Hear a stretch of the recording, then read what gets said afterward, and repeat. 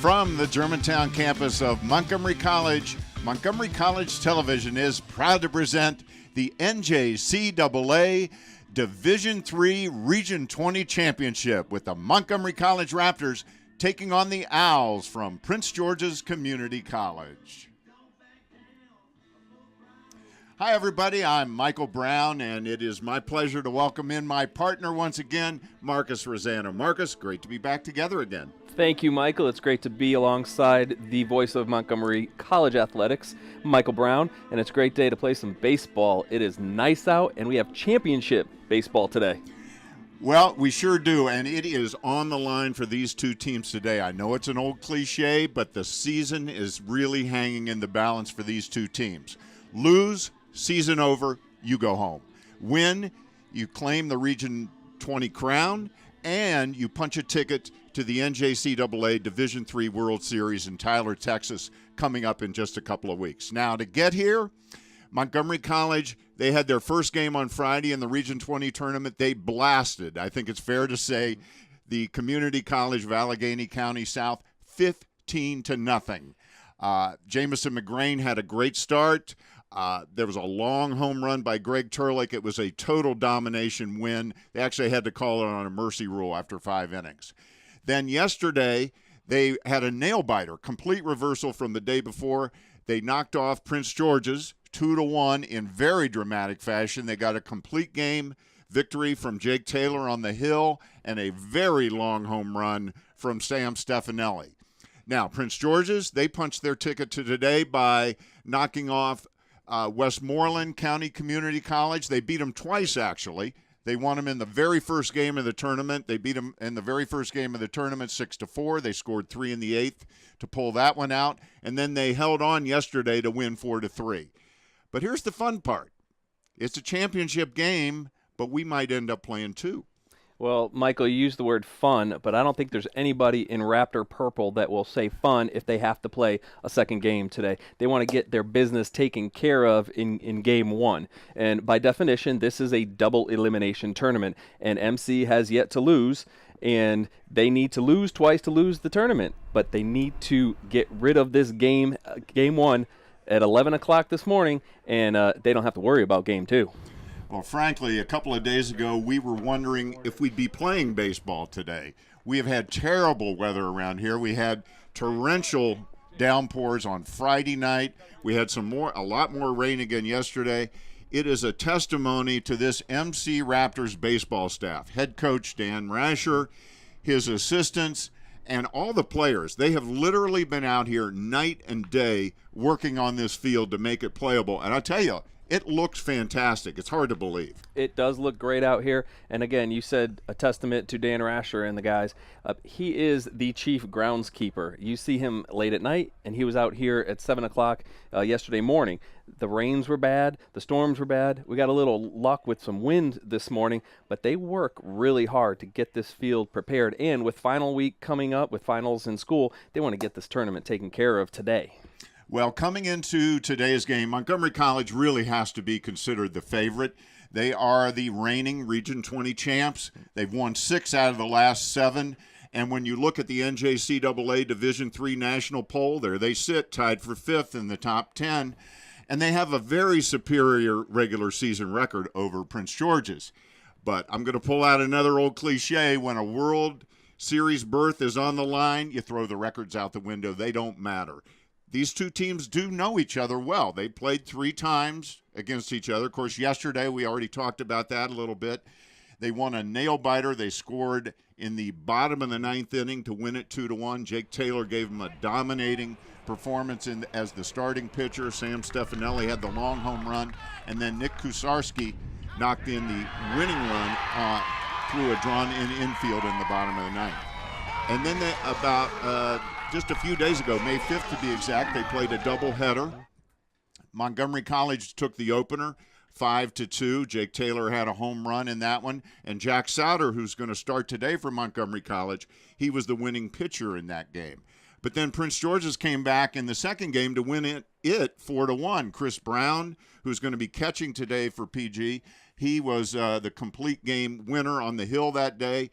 And they had a couple of key hits there from Brian Shores, their first baseman, to win. So all three of their games this year have been fairly close. Well, Montgomery College, when you're talking about the region tourney, let's get back to that for 1 minute. This should be the Montgomery College Invitational. They've won it 6 out of 7 times. Everybody out there knows that they are the dominant program in Region 20. They go to the World Series almost every single year. So now to have Prince George's Community College sort of knocking on that doorstep to the dominance that is Montgomery College baseball, it's really fun for us. You know, we want this rivalry. We want 2 Maryland JUCO teams to be playing in the championship game. So we pretty much got, as baseball fans, we got what we asked for, and it's great to have a little rivalry going, a little rivalry brewing, and bringing some Prince George's Community College baseball back into the forefront like it was in yesteryear. But again, let's talk about today. And you talked about Jack Souter pitching a really good game in the doubleheader win against Prince George's Community College, which was last week.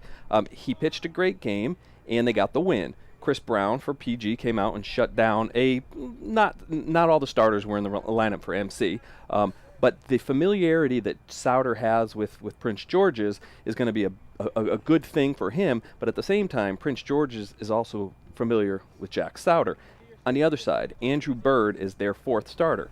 And in a tournament like this, a double elimination tournament, the depth of pitching is extremely important. And now Prince George's is on their number 4 starter. He's got 1 win, and he's got a 6.17 ERA. So the coach, Buddy Foster, has to throw their 4th starter today with everything on the line. He has an advantage of being unfamiliar to the bats of the Raptors, so that's going to be to his advantage, and we'll see how he performs today. Well, I'll tell you, Prince George's would like nothing better than to knock off the Raptors today. That's really been the talk of the tournament. Everybody wants to see MC go down. They're kind of like the New York Yankees of Region 20. And we are just moments away from finding out if the Owls can pull it off. Stick with us because Marcus and I will be right back with the first pitch of the game after this.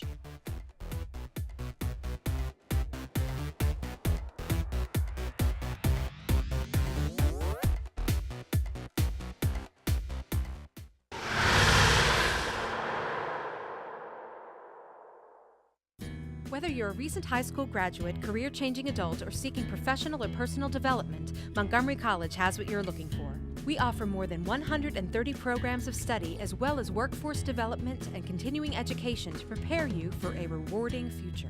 Take advantage of our small class sizes, award-winning faculty, and flexible scheduling. Evening, weekend, and online classes offered. Apply today. Montgomery College, endless possibilities. 240-567-5000. Check out more Montgomery College programming at youtube.com/Montgomery College.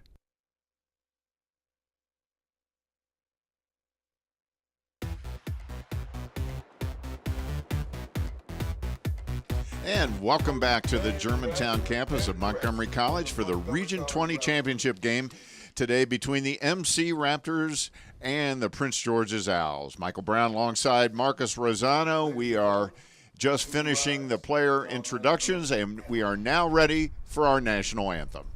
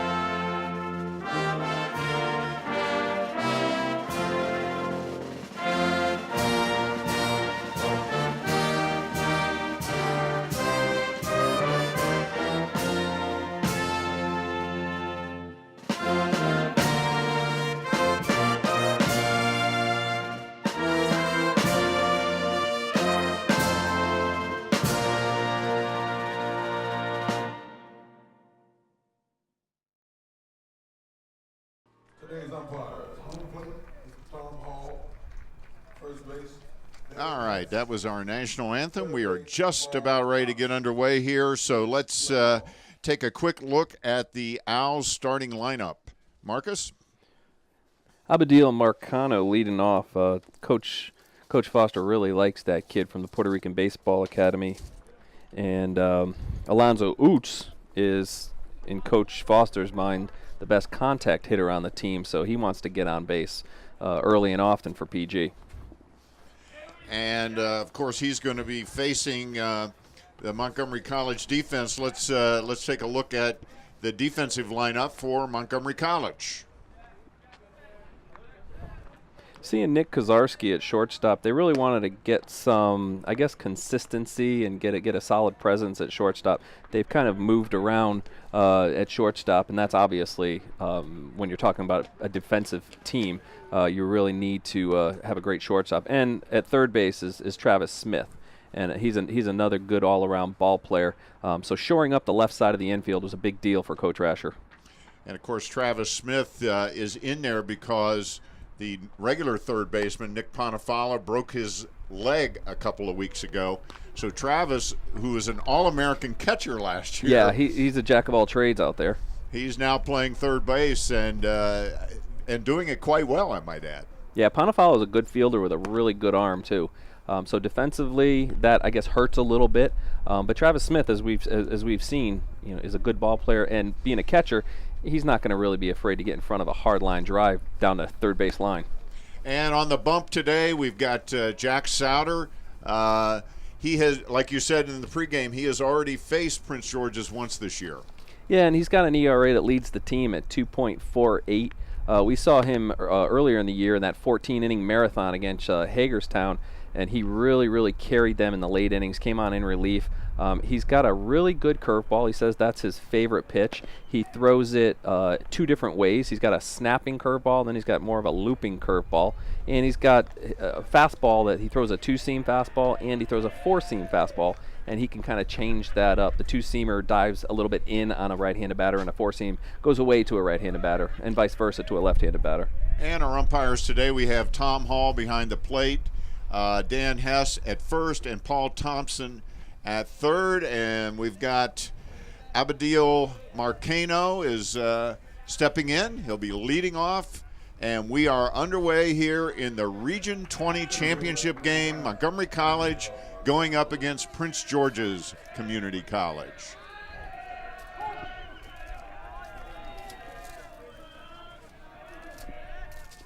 And there's the first pitch of the game, and it's a called strike on the outside corner.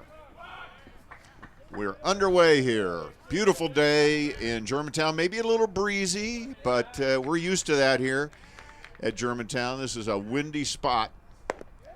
There's a ball outside. Yeah, it was 86 degrees on Friday. Where did that go? I don't know. And it was quite warm over here yesterday as well before the storms. But with the storms gone, we've got a cold front in. There's that curveball. Yeah, that's more of the looping curveball. In talking to Souter, with his snapping curveball, I guess a sharper curveball, that one he likes to get over the plate a little better. The looping curveball has a little bit more downward motion to it. And there's a ground ball right. Oh, Taylor bobbles it, but he's got plenty of time to get the out of first. So one up, one down. And that brings up Alonzo Oots. Second baseman, number 1, Alonzo Oots. He's a sophomore. There's only 4 sophomores on this Prince George's County roster, which is a small number, but this is what happens when you're rebuilding a program. And only 2 of them are in the starting lineup, so that obviously bodes well for the future for Coach Foster and the Owls. This is one of the best hitters on the team. Actually, their head coach calls him the best hitter on the team. He's hitting 366 for the regular season. He pops a bunt foul. Tries to bunt his way on. Oots has 9 stolen bases on the season, so he's got some wheels. So dropping a bunt to surprise everybody and beat somebody down the line might be a good idea. Very high on base percentage at 471. As you can see from our graphic, he's a Flowers High School graduate. Excellent sports programs at CH Flowers.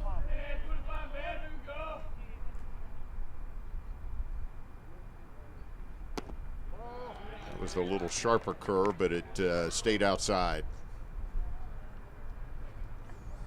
Coach Rascher does the calling of the pitches for the catcher back to the pitcher.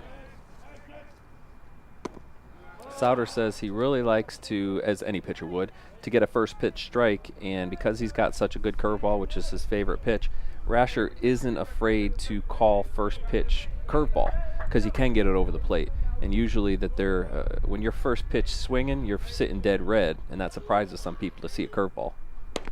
There's a swing and a miss, evens the count at 2. And of course, Jack Souter has overcome a sore elbow this season. As a matter of fact, he made a very speedy and almost miraculous recovery. When we first heard about it, it looked like he might miss 6 or 7 weeks. He was back in about 3.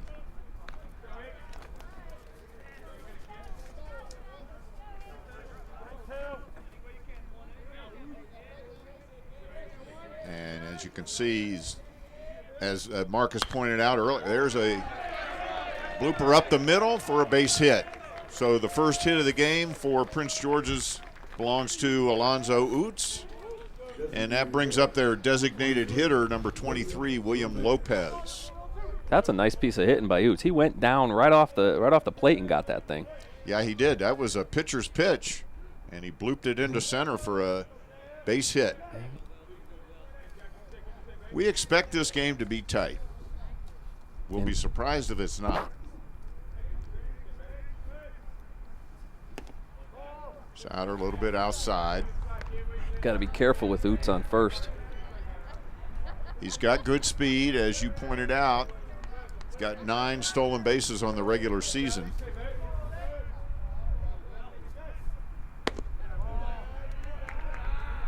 Lopez, I guess you would consider their power hitter. 4 home runs, leads the team. He's a big kid. 4 homers, 22 ribbies. Does have 15 Ks, so he's prone to that a bit. There's a strike on the outside corner.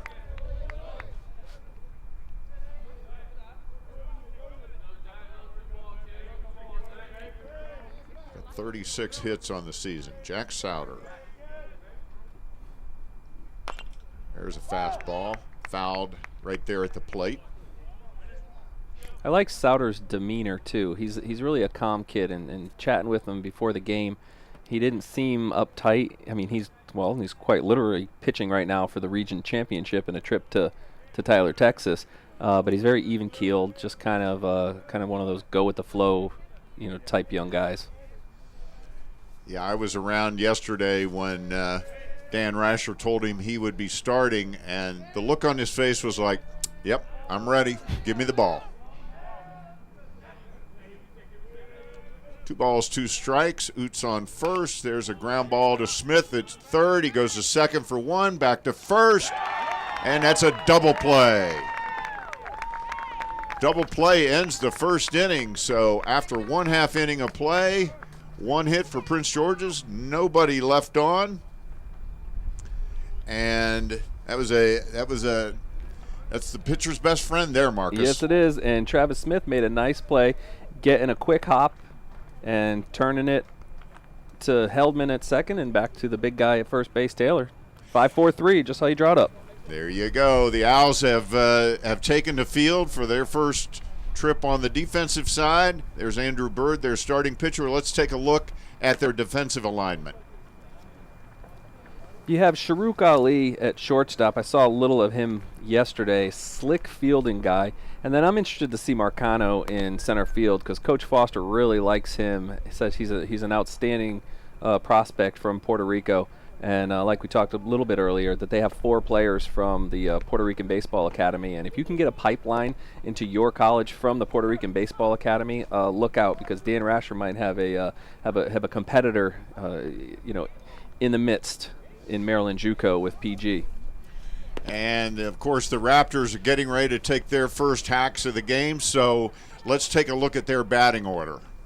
It's nice to see Ian Velez back at the top of that lineup. I mean, he's really a good table setter coming out of the center field spot. Jake Taylor, the power hitter, leads the entire country in home runs with 15. Greg Turlick is excellent protection around Jake Taylor. And then we saw Sam Stefanelli hit one out to Route 118 yesterday. Yeah, that ball may not have come down. It was hit a long way. You and I both were here to see that. And like you said about Velez, he's the ultimate table setter. In Friday's thrashing of CCAC South, he was on base every time he got up. Well, he's got an on-base percentage of almost 48%, and when you got the kind of wheels that he does, that's exactly what you want from, like you said, the table setter. And Ian got hurt earlier in the year, and with the broken collarbone, and that's not an enjoyable injury, especially when you're running around trying to dive for fly balls in center field. But getting on base and getting to second base with a stolen base, that's really important, especially with these big power hitters that MC fields in this lineup. Well, he's going to step in against Andrew Bird, the starting pitcher for Prince George's. So Ian Velez is also the leading base stealer for the Raptors, and he shows bunt, pulls it back. Yeah, they don't run too much. They run on opportunity, but you really, when you have power hitters like Turlick and obviously Taylor and Sam Stefanelli and Travis Smith, you don't want to run yourself out of an inning. And that's ball two. And one of the issues that we have noticed with Andrew Bird, looking at his stats, is that he does have some problems finding the strike zone at times. And that was a late strike call there by the home plate umpire, Tom Call. Makes it 2-1. Yeah, Ian Velez, back to his injury, he collided with second baseman Max Heldman. They were both going for a pop-up. There's a strike. Yeah, that's a nice curveball thrown by Bird right there. Kind of surprised Velez.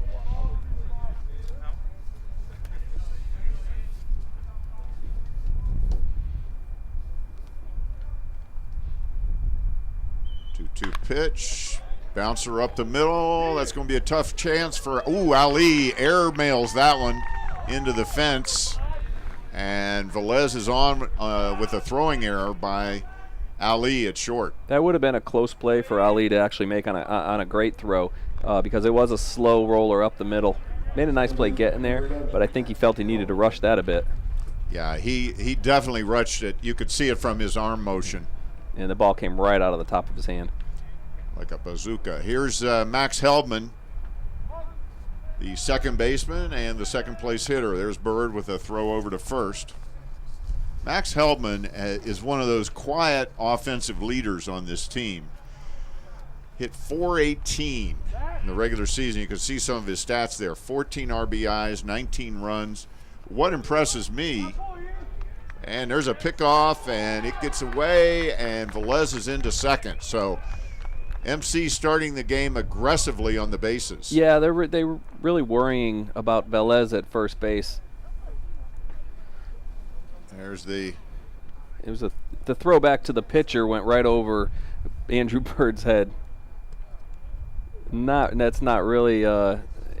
We actually saw that yesterday by Montgomery College. We did. I was thinking the same thing. Shores kind of lobbed it over to Bird, and you're right. We saw the exact same thing. It's funny how the little tiny plays that you would never think, now you have a player at second base. Now you got a runner in scoring position for Max Heldman.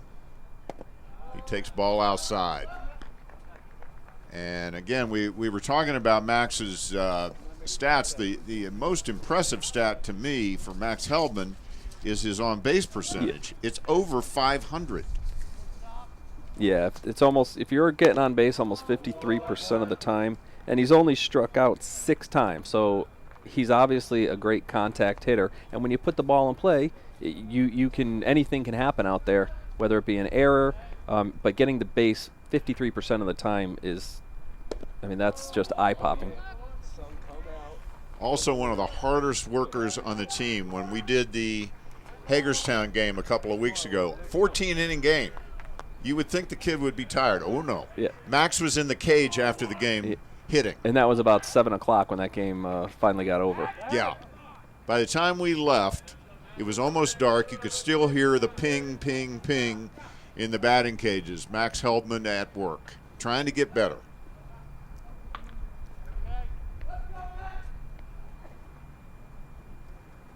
Three balls, no strikes, and he takes, of course, strike one.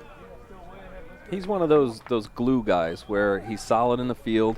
He sets a great example, staying in the cage, always on base, takes a walk, doesn't strike out much, but he's very quiet. Oh, he just goes about his business. Intense. There he pops up a bunt. Bird made a good effort, but couldn't come up with it. Good hustle there by Andrew Bird to try to pick off that popped-up bunt. That was a bit of a surprise. It was, and the third baseman, Concepcion for Prince George's, was playing back a little bit, really not thinking that there's any play on whatsoever. And I think Heldman probably saw that, or Rascher saw it and gave Heldman a quick sign.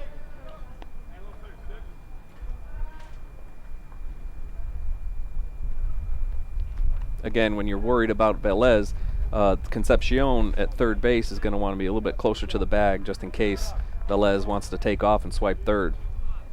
Which he may well do. There's the pitch outside, and he walks him.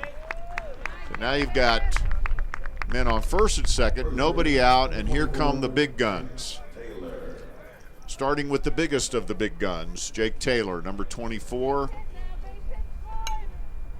Leads Montgomery College in just about every offensive category. What a great addition to the team this guy's been. Almost hit 400, but I guess we can't really criticize when you've got 15 home runs and 62 RBIs. Leading all of the NJCAA Division III players in home runs with 15. He's also second in the nation in RBIs. At the end of the regular season, that 15 home runs led all of NJCAA Division I, II, and III. Second in RBIs with 62. And let's not forget his pitching. After yesterday's win, he's 9-2. Takes a strike inside. But I will say he's been struggling just a bit at the plate here in the Region 20 tournament. We watched him a couple of times. He's a little frustrated. He's not putting the ball in play solidly like he wants to, and he tends to be tough on himself. Probably a lot tougher on himself than anybody else is around here. And boy, what a gutty performance on the mound out of Jake Taylor yesterday. He went the distance, threw just over 100 pitches, but it was a very efficient victory for him. You know, and you throw a complete game, that'll cure some of your hitting ills when you go home and think about the game you just played. He gave them the start they needed when they needed it in a tight ball game yesterday. He laid off that one. I think Mr. Bird got a generous call from the first base umpire on that. I thought Jake held up a bit. I did too. 3 balls, 2 strikes. 2 men on, nobody out, top of the first inning. Beautiful day here for the Region 20 championship. There's the pitch, and there's a long foul ball. Just got around on that one just a tad too much. I'm surprised that he threw a curveball on that pitch. I thought he was going to go outside with a fastball, and I think Jake actually knew he was going to throw a curveball because he opened right up. It's a slow curveball, and you could see the spin coming out of his hands, but he surprised me. I thought we were going to see fastball away. Full count again. And he struck him out, but a double steal. As both runners advance, Velez steals third and Heldman steals second. They got great jumps. Both Velez and Heldman were halfway down the baseline by the time Taylor had struck out. There was no play. No, there was no play. And that brings up Greg Turlick. Greg, the right fielder for Montgomery College, and certainly one of the best players on the team. hitting cleanup today. He swings and misses at strike one. So you got 2 runners in scoring position now with just 1 out and one of your best contact hitters. You can look at those numbers, 340, 4 home runs, 39 ribbies during the regular season. Also second on the team in runs scored. And he'll steal a base on you, too. A good all-around ball player. And, of course, we saw him make one of the most exciting plays we've seen in some time in the 14th inning of that Hagerstown game. There's a curve way outside. Bird has a pretty nice fastball. He blew that one by Jake Taylor. I think it looks a heck of a lot nicer right after that slow curve. But he also threw one by Turlick on the first pitch as well. But, again, he's got to spot it properly, and that's what his struggles have been this year.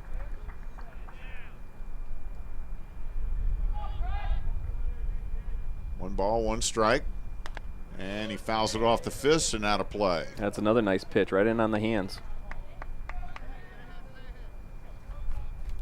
So far, of course, it's very early, but Andrew Bird sort of belying the advanced scouting report a bit. You know, he is the 4th starter on the team, but in this tournament format, you're going to have to throw everybody. You can't have a complete game. I mean, watch this next pitch. Fouls it off. But your 4th starter, you had your number 1 go Friday night. They win. And then you have 2 other guys pitched yesterday, Patterson and Powell. They threw complete games. So you have a lot of pitches thrown for your 1, 2, 3, and that brings up the depth of your pitching staff. And Andrew Bird has a 6.17 ERA, but he is the 4th starter. So in talking to Coach Foster, this is the guy you had to throw today. Here's the pitch, and he strikes him out. Good fastball. Now, if MC falls in the first game, I have no idea what they're going to do for pitchers in the second game. I actually know what they're going to do because I talked to Coach Buddy Foster. He said they would come back with Chris Brown. And Chris Brown threw over 100 pitches on Friday, but you got to do what you got to do.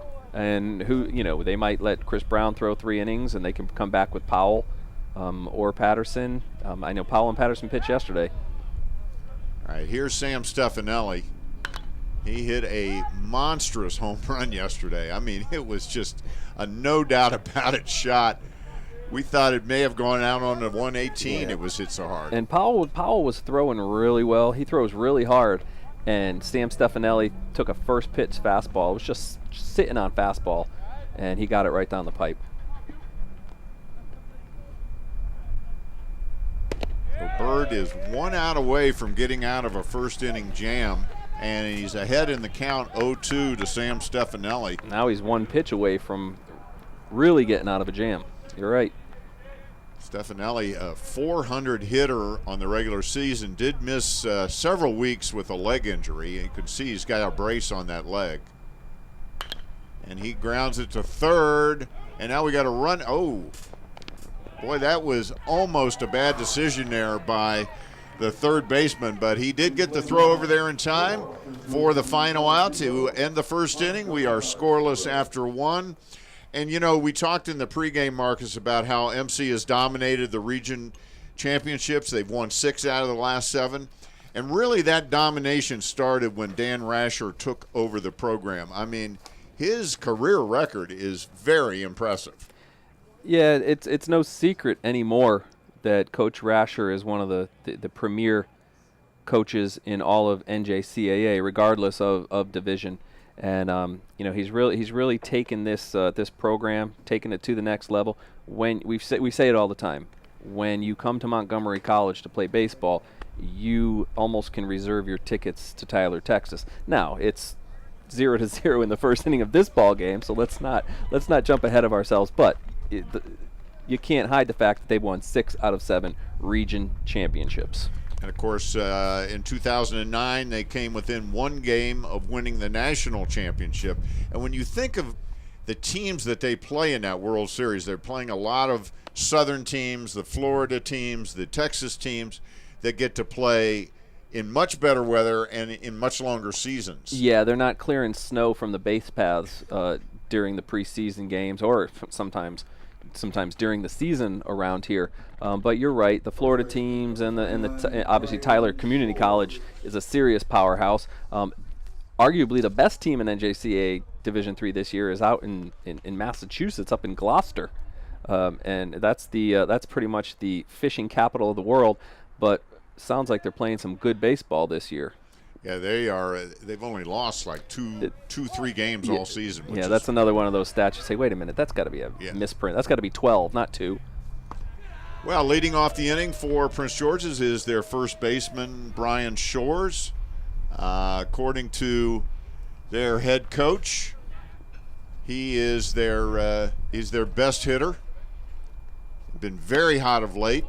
He's had a couple of hits in the first inning. In the first couple of games of the tournament.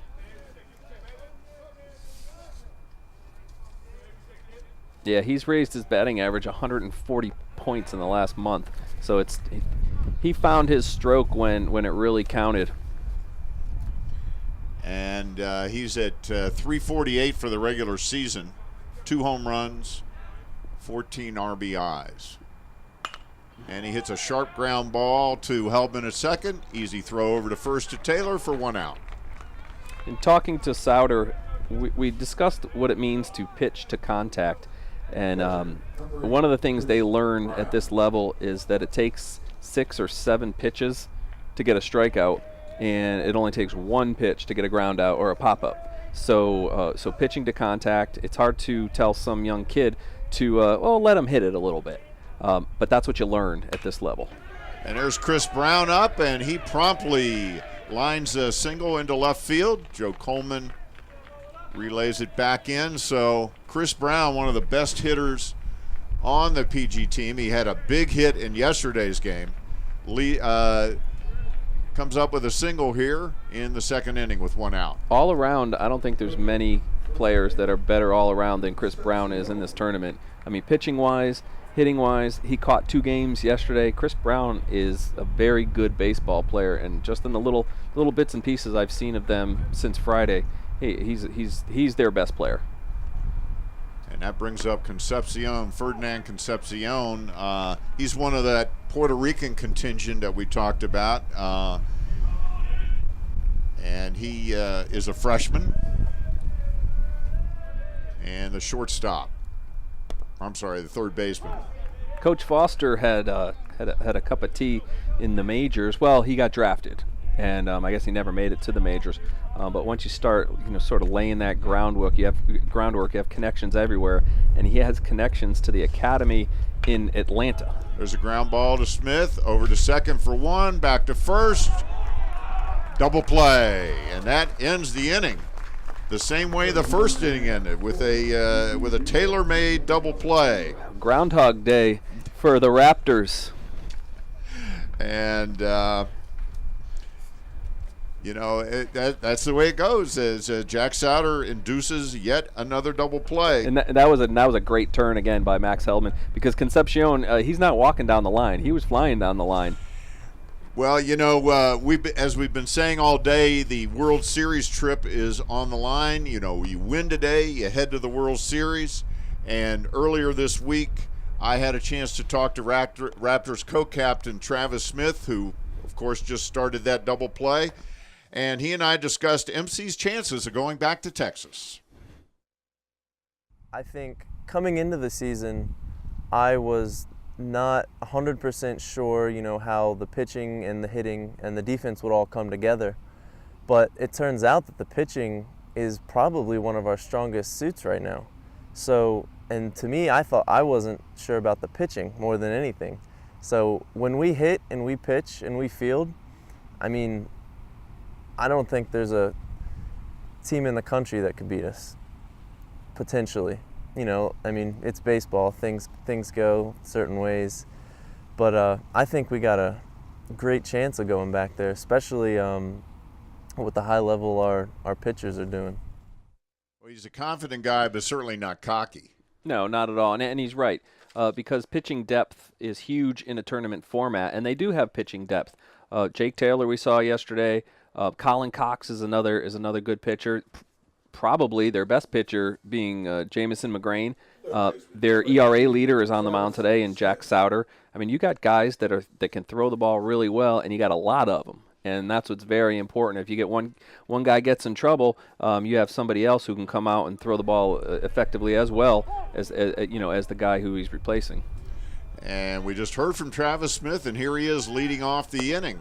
Isn't he supposed to hit a home run now? That would be perfect. I'm sure he'd be happy to do that for you, Marcus. And Travis is one of the nicest kids you'll want to talk to. Very smart young man. He's already got a scholarship To Anderson University in South Carolina. Yep. And one of the counselors at the Germantown campus mentioned Travis. Hey, you guys should talk to this kid. He's really, really a great kid. I'm like, oh, don't you worry. We talked to Travis already. Yeah, we got him covered. And, of course, he is one of the co-captains on the team. And, of course, he's been pressed into service at third because of the broken leg of Nick Ponifala. So he's also quite the versatile guy. Yeah, Coach Rascher must be happy to have a guy like him on the team where you can put him behind the plate. He gets knocked around a bit playing catcher, and then you can put him out at third base, get knocked around a little bit. So not only is he a nice kid and he's got himself a ride to a 4-year school, but he's got to be a tough kid playing playing third base and catcher. There's that curveball, strike 3. I don't know how to describe that last pitch. Travis, maybe was he expecting a fastball? He looked like he was way out in front of a curveball that was around the letters. Maybe it looked too good to hold off on. That brings up Joe Coleman, one of the few lefties on the Montgomery College roster, Greg Turlick being another. Joe Coleman is in left field today, and he scored the winning run yesterday.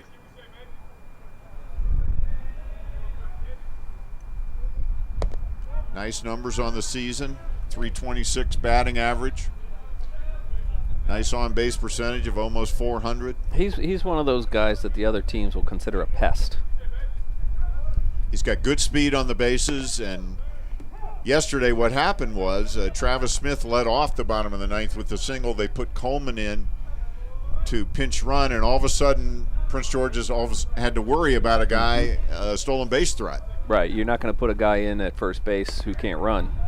So that's right there. You're going to perk the ears up, and they're going to have to worry about him at first base. Well, Andrew Bird seems to have a friend in the home plate umpire there. Is that ball? That was generous. That's a generous strike zone. He's a little late on the call.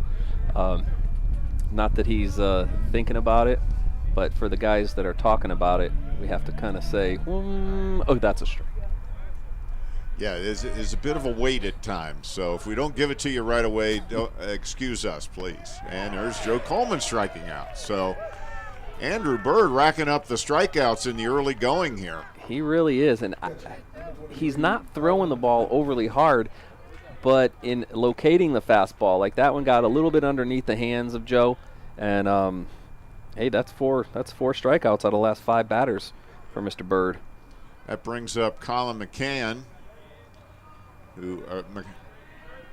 Mahan, who is catching today. Miles Leader caught yesterday. Had a great game, by the way. Threw out 3 would-be base stealers. So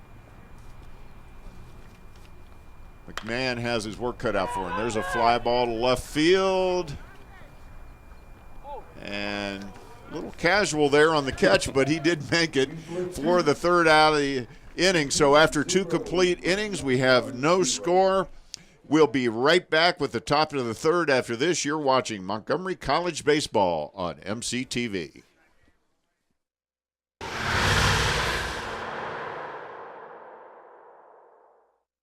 Whether you're a recent high school graduate, career-changing adult, or seeking professional or personal development, Montgomery College has what you're looking for. We offer more than 130 programs of study as well as workforce development and continuing education to prepare you for a rewarding future. Take advantage of our small class sizes, award-winning faculty, and flexible scheduling. Evening, weekend, and online classes offered. Apply today. Montgomery College, endless possibilities. 240-567-5000.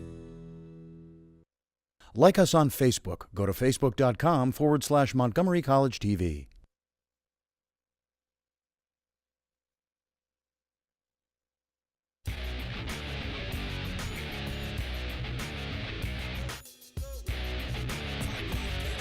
And we are back for the top half of the third inning. Beautiful day here. There's a nice view of the ballpark here at the Germantown campus of Montgomery College. Nice turnout today. They've had good crowds all 3 days of the tournament. Yeah, it was nice to come out here and see such a nice crowd yesterday. Everybody from Westmoreland was still here, and Prince George's had a pretty nice contingent as well. And, of course, we really want to see that out of Prince George's. And like we were talking about in the opener, we need to build a rivalry again between PG and MC. It's natural. It's NJCAA Division III. You don't really have a super rivalry with the Chesapeakes or the Hagerstowns. These are the guys that you want to see at the end of the season. Gonzalo LeBron leading off now for Prince George's against Jack Souter, who begins his third inning of work. And all we have up on the scoreboard right now are a whole bunch of zeros as we're scoreless in the top half of the third inning. Both pitchers have been very effective. And LeBron is a Philadelphia guy. He's a Philly boy. He's out of Thomas Edison High School in Philadelphia, Pennsylvania.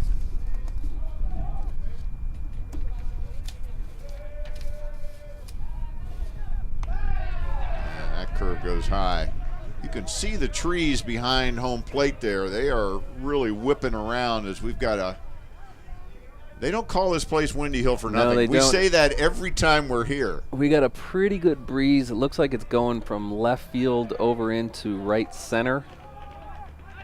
So we'll have to see. We really have not had a drive out to that part of the ballpark. We'll have to see how the wind affects it. And LeBron takes his base with a leadoff walk, and that brings up number 6, Saruq Ali, the shortstop.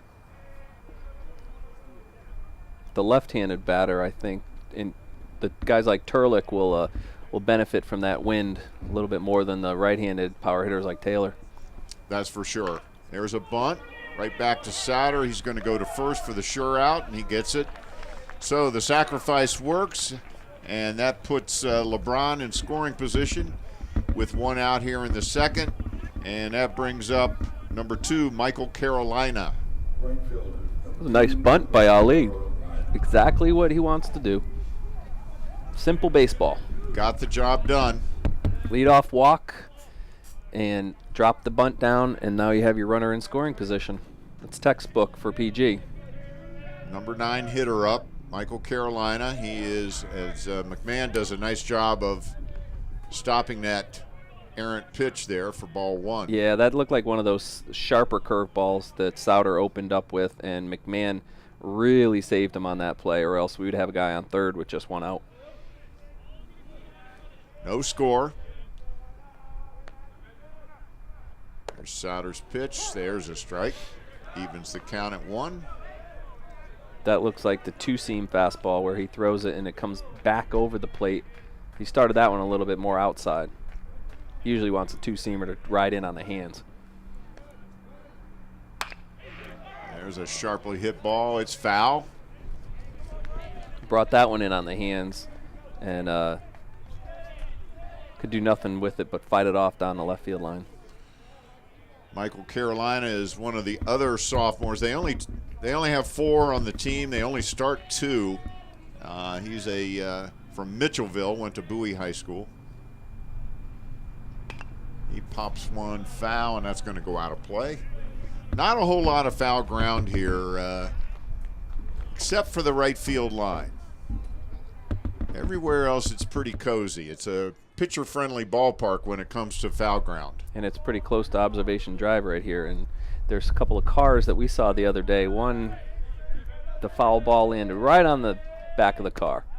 Yeah, he probably picked himself up a souvenir dent of the Region 20 tournament from that well-placed foul ball, depending on your point of view, of course. I'm sure the driver of that car does not consider it a well-placed foul ball. Souter from the stretch. And he pops him up. Taylor camps under it, and he's got it. That makes 2 outs in the inning. That was a nice pitch by Jake Souter. Low, a little bit in on the hands. And that brings up Marcano for his second time up. And in the first time up, he walked.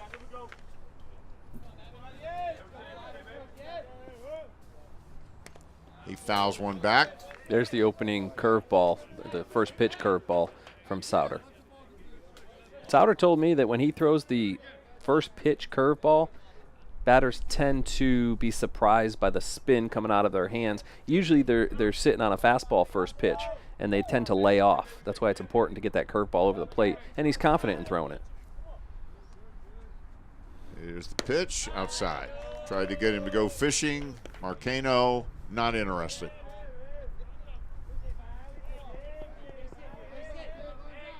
You can see some of the fans behind Souter there in the background with the blankets on. It's chilly, folks.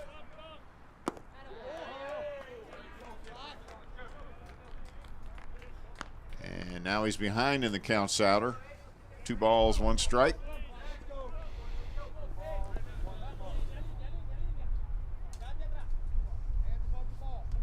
The players, I guarantee you, are not feeling the chill. No, not at all. They're pumped. There's a hard ground ball up the middle. See if they send him. They hold him as Velez gets it in quickly. And, oh, boy, he strayed too far off the base. Jake Taylor heads up over to Travis Smith for the 3rd out. So that didn't save a run, but it sure saved a situation there. I'm blaming that one on the third base coach because I didn't see the go sign. All I saw when he got to the bag, he pointed down to the ground, and I think it really surprised the base runner, and he was caught in no man's land. And that's the end of the top half of the 3rd. Our score remains 0-0, as you can see Dan Rascher there talking to his team, and I'm not sure what he is upset about, but he's clearly not happy at the moment. No, I think there might be a little not lack of focus, but a lack of energy. Maybe that's what he's feeling. But they got bailed out on that one. They really did. I think he's more upset about the at bats than the defense. The defense has been solid. That was certainly a heads-up play by Velez and Taylor and Smith to get that out. I think he's probably talking a little more about what's going to happen next, which is you're coming up to bat, guys. Let's get focused here.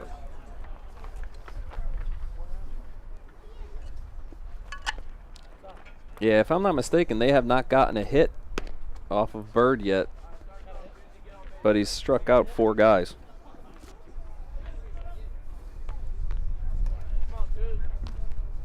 So we are ready to start the bottom half of the 3rd inning. Nick Kusarski, yesterday's hitting hero, comes up. Nick has been playing a very solid shortstop during the tournament, and of course yesterday he knocked in the winning run in the bottom of the 9th inning to give MC the win over the Owls. His hit effectively said, you win one more game, you're the region champion. So that's a big hit. That was much there was a lot of relief over on that Montgomery College bench when Nick Kozarski punched that single through the drawn-in infield. They mobbed him at first base. And good for him. He only hit 255 on the season, so that's a big hit. And nice to see a young man hit 255, come through like that. And I'm sure the mob of his teammates when he came back, that felt good for Nick. 1 ball, 2 strikes, and he grounds it up the middle, right back to the pitcher, and 1 up and 1 down. That curveball from Bird, like he just threw that curveball, it starts off really high around the eyes, and then it came back down, and it's just a looping curveball. Yeah, it's not sharp at all. No, it's not sharp. It could be, I mean, there's a dramatic difference between Josh Powell yesterday and Andrew Bird today. And here's Ian Velez. He does have the lone hit for Montgomery College. He singled his first time up. Got around to third base, but was stranded there as Andrew Bird toughened up after allowing the first two runners to get on. And then Steele, he was in quite the bind in the first inning. Two men on second and third, one out, and he got out of it. Yeah, he toughed it out. And he had the tough part of the order, the heart of the order to face to do it, and he did it. And there's a shot down the right field line, but it goes foul. They missed Ian Velez when he was out. Of course, we talked about the broken collarbone, but he patrols the gaps beautifully in the outfield, and like we talked about earlier, he's a real offensive catalyst for the Raptors. There's a ground ball to shortstop. Ali gobbles it up, throwing the dirt, and Velez hustles it out as Ali had a tough time getting the ball out of his glove. Yeah, he made a bad throw, threw it in the dirt, and Ian Velez did the headfirst dive, not with a bruise or a former broken collarbone. I'm not sure Coach Rascher wants to see him diving into first base. But he beat it out. That's the second error of the game already on Ali at short. And he had a problem with Ian Velez's first at bat, where he knew Velez had speed going down the line, and he airmailed the ball. On Heldman, who is up now. That was pretty close over there at first. As Bird very conscious of Ian Velez at first. That's 3 throws over, and he's yet to deal to home to Heldman. In the major leagues, if you're in the visiting park, the home team would boo you for that. Yeah, the Boo Birds are out. Yeah, which I've never understood. That's the pitcher's job, is to keep that guy close. That's part of the game. It's part of the little chess match that can be baseball. And Bird has proven he can throw out of the stretch. He had to throw out of the stretch from the start in the first inning when he got in so much trouble. Well, we just heard from the official scorer that Velez's ball has been called a hit, the official scorer. And so now Ian Velez has the only 2 hits for Montgomery College. He's at first with 1 out. Max Heldman at the plate. And he pops one up. Is it going to stay in? And it goes out of play. So Heldman has renewed life, but he's behind the count 0-2. And this is where Bird has been effective. When he gets 2 strikes on the Raptors, he's been able to close the door.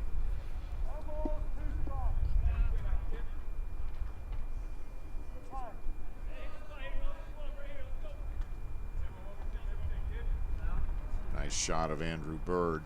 Here's the pitch, and fouled it off again. So Max Heldman hanging tough. More observation drive fodder out there. Heldman hanging tough. Making him work for it. Bottom of the 3rd inning, we are scoreless. The Region 20 Championship.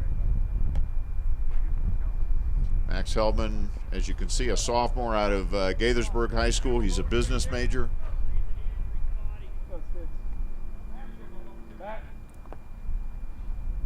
As Bird steps off, Velez with a healthy lead over there at first. There's the pitch, and it hits him. So Heldman gets plunked.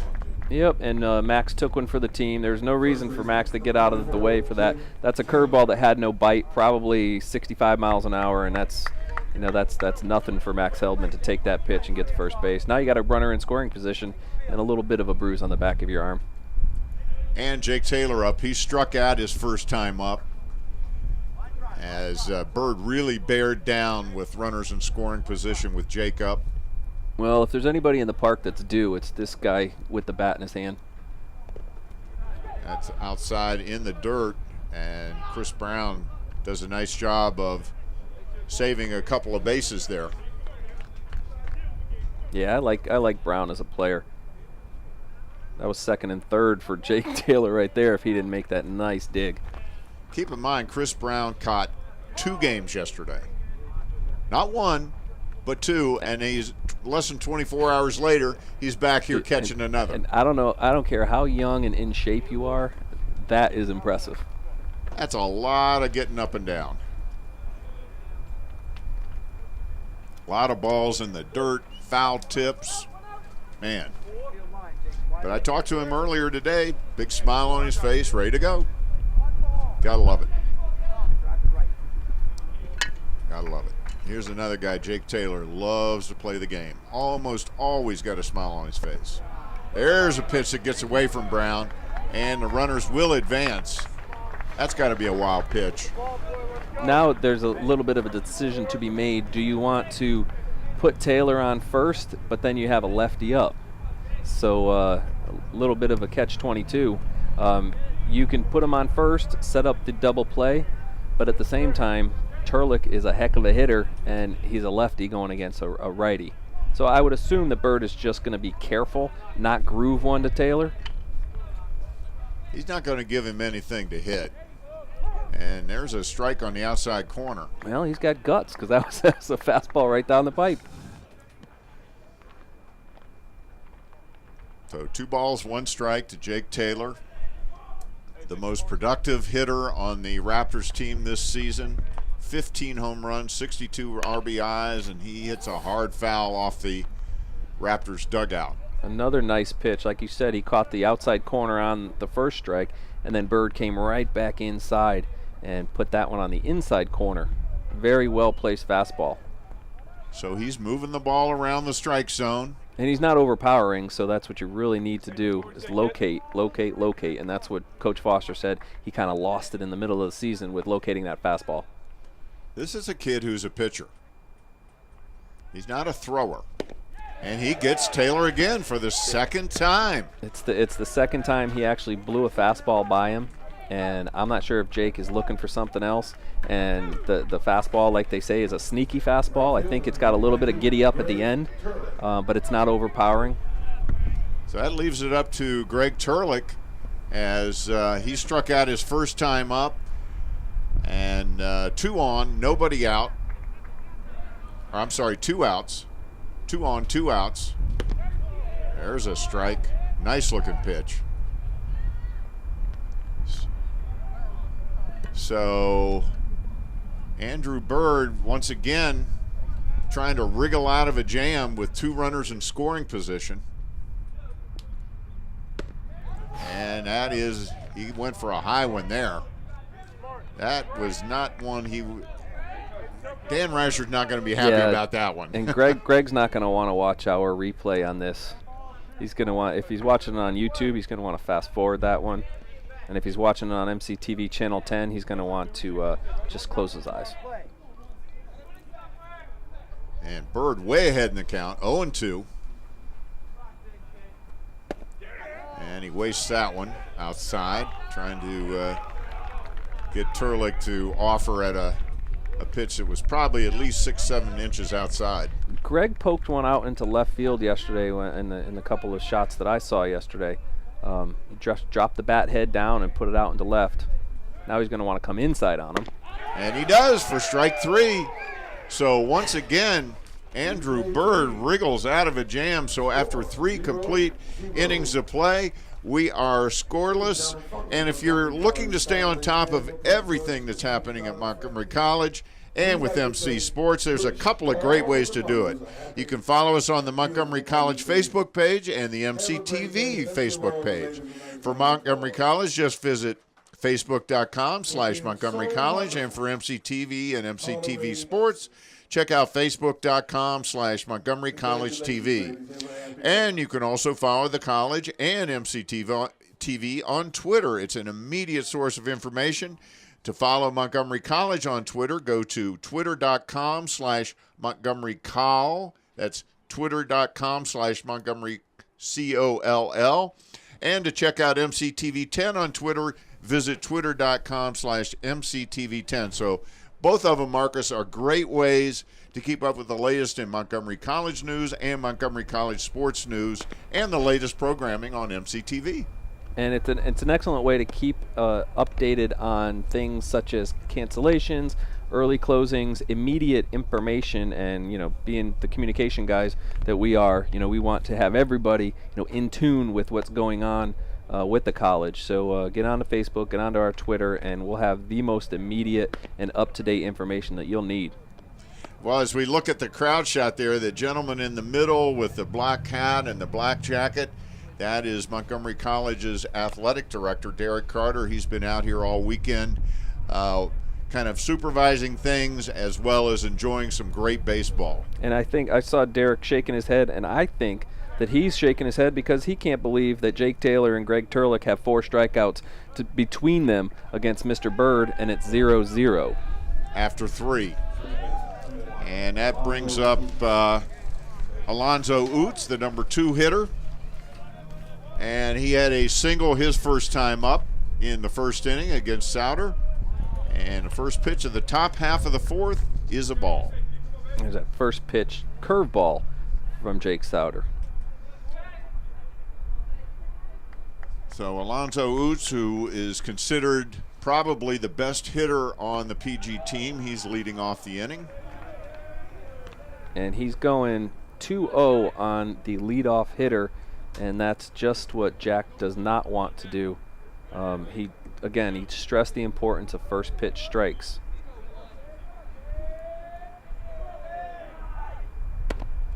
And there's a strike. No, you don't want to put the leadoff guy on. The statistics are overwhelming that when you walk a leadoff guy, way more than half the time he will score. And Coach Rascher says if you're going to let a guy get on, let him hit his way on. And one of the things he has been happy about this season with his pitching staff is that they're not walking a lot of guys. They're not walking in a lot of runs. And he obviously hopes that continues. And with a 3-1 count, I see that Oots moved really close to the inside of the plate. Trying to take that away, fouls one back, and that sends the count full. The fact is, if you get closer to the plate, even if Souter hits the inside corner, it could appear to the umpire that it's an inside pitch. So it's just a little trickery going on. But it's smart. It's smart hitting. He's really close. He is right on top of the plate. And there's strike 3. No, I think he Oots just got the bat hit out of a piece on it. Yep. Got a piece of it. Yep. Just nicked it. Colin McMahon, of course, doing what he should do, which is to tag him out. And Oots fouls another one back. I think he thought he missed that one. He was hopping up and down in the batter's box. Best hitter on the Prince George's team, Alonzo Oots. When the foul ball goes straight back at us, that means he's got a good read on it. Just missed it. There's Souter's pitch, another foul. So Oots hanging tough. That's the sharper curveball that he threw on that 3-2 pitch. Oots a 366 hitter on the regular season, so he knows what to do with that bat. I've almost called it a piece of lumber, but it's not a piece of lumber at this level. and a co-captain with a very cool baseball name, Alonzo Oots. He fouls another one off, and that's going to go out of play. So Alonzo Oots getting his money's worth at this with this at bat. He's not a guy that's going to strike out a lot, so all he's doing is hanging, waiting for Souter to make a mistake.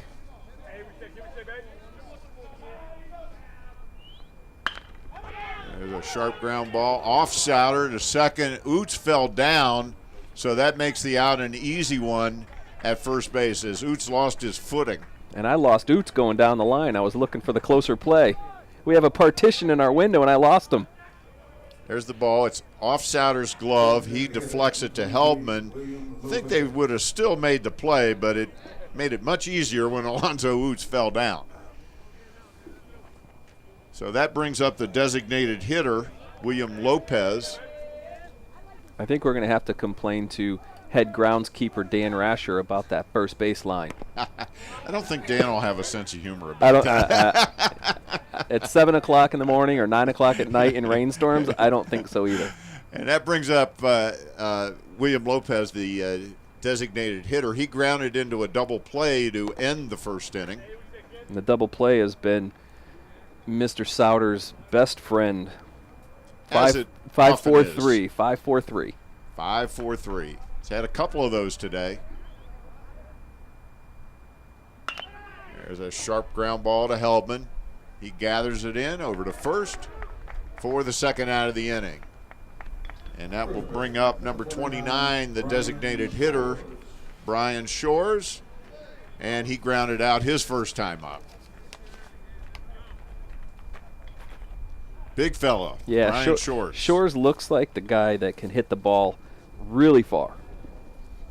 He's got the physique of a power hitter. He's got the physique of Greg the Bull Lazinski, if anybody wants to go very far back. Boy, that's digging one up there. I like it. The old Chicago White Sox with those weird horizontal striped uniforms. Luzinski also played for Philadelphia. As a matter of fact, he's got a barbecue stand at the new Philadelphia ballpark. That does not surprise me. He probably eats into his profits. Kind of stole the idea from Boog Powell up in Baltimore, and they've got a Luzinski barbecue place up there in the new Philadelphia park. So Shores was described to me as maybe the hottest hitter in Maryland JUCO, and he pops one up. Way up there to center field. Velez roams over, grabs it for the third out of the inning. So after 3.5 innings of play, we remain scoreless. And, you know, Marcus, we've got a new sports show on MCTV. It's called the Raptor Report. It's all new. It's going to keep you up to date on everything that happens with Montgomery College sports. Every sport, we cover it all. Plus, we take you behind the scenes to meet coaches and players.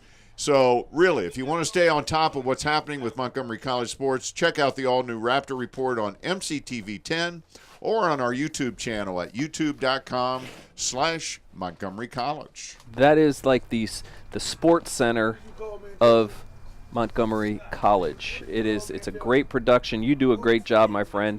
It's a very, very professionally done broadcast, and it really shows you what's going on in the way of athletics at Montgomery College. And it gets you the ability to meet some of the students. It gets you to meet some of the coaches as well. So not only do you get to see highlights and you get to hear numbers, but you actually get to see personalities and hear where they're coming from. So it's really a great broadcast, and MCTV does a fantastic job with the Raptor Report.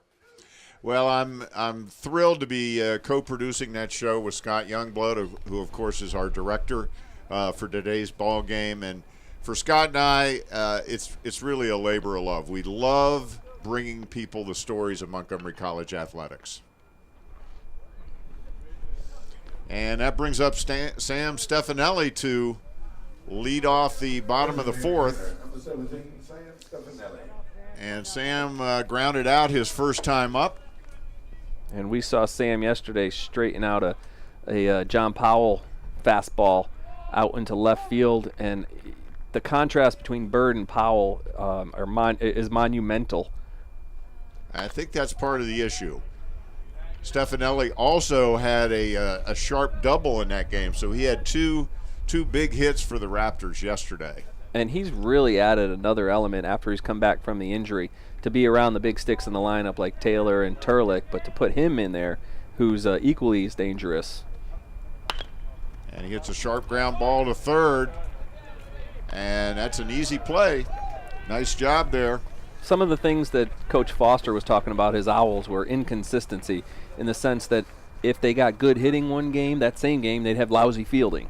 Or if they got, no hitting in a given game, they'd get a great pitching performance. So putting the games together and beating Montgomery College, like he said, you needed to play the complete game. You need to play the perfect game to beat MC twice in a tournament. But right now they're doing okay. They're holding in there. A couple of fielding blunders, but Bird is really battling out there on the mound. He's mixing his pitches up, and MC flat out isn't hitting the ball. Well, that brings up Travis Smith, who struck out his first time out, or first time up. Speaking of someone who's had a little problem at the plate today, as Bird has he's been able to wiggle out of 2 jams with the strikeout.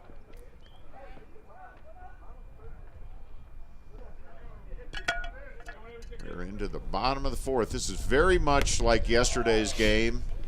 No one broke through until Prince George's broke through in the 6th inning, I believe it was. Then Montgomery College tied it and then won it. Good eye.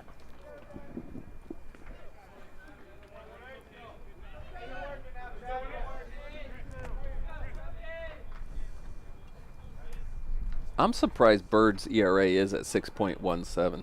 I'm shocked. From what I'm seeing is Travis Smith goes down on strikes. I mean, he's really moving the ball in and out. Like that pitch right there was a fastball on the inside corner, a perfect strikeout pitch, and Travis was just stuck in motion there, and Bird is showing us a lot today, but with a 6.17 ERA, I want to know, where was it? Where was it is right.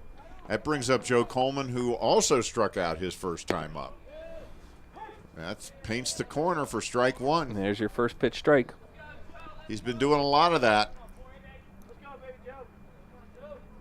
As the Raptors bats have been very quiet. And you wrote in your notes, which you do an excellent job, I might add, that the coach mentioned to you that he was lights out in the beginning of the season, and I'm thinking that he may have found the lights out Bird for this game. It appears to be what he has downloaded. There's a little blooper, and that's going to drop in there. Texas Leaguer into left center. So Joe Coleman with a 2-out base hit. That's a perfect little Joe Coleman hit. All he did was drop the bat head down and pop it over the shortstop's head.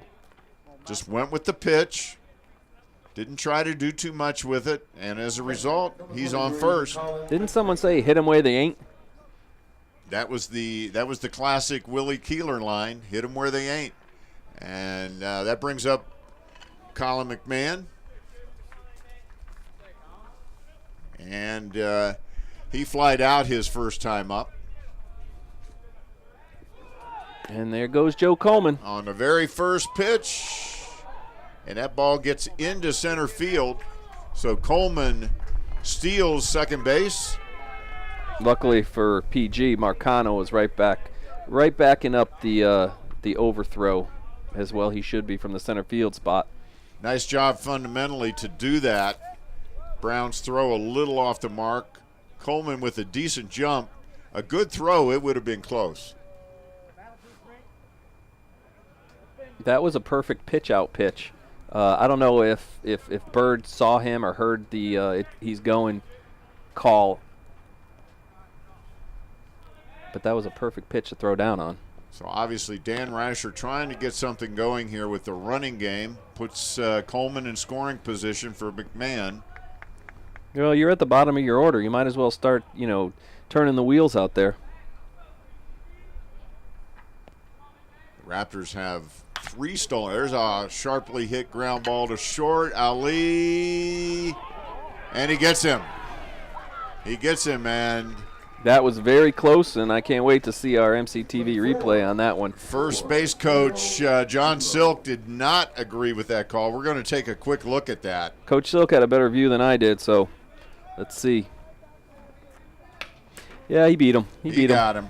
So we are still scoreless. And Marcus, in Dan's 7 years at Montgomery College, as we look at John Silk, he's turned out so many fine players, and he sent a bunch of them to 4-year schools with scholarships. Let's take a look at the list of the players that he has sent on. And keep in mind, this is just the last couple of years, Marcus. We don't have the time or the space to show you everybody that he sent during his time here. Pretty impressive. Yeah, and Matt Selmer from last year, he was a heck of a player. John Wagner, Matt Savetti. I mean, these are real big-time baseball players that came out of Montgomery County, Montgomery College, and went on to four-year schools.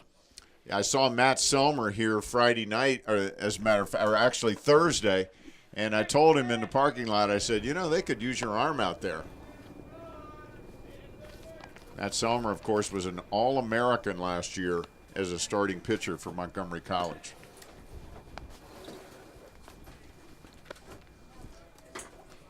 And we are just about to welcome in a guest to our booth.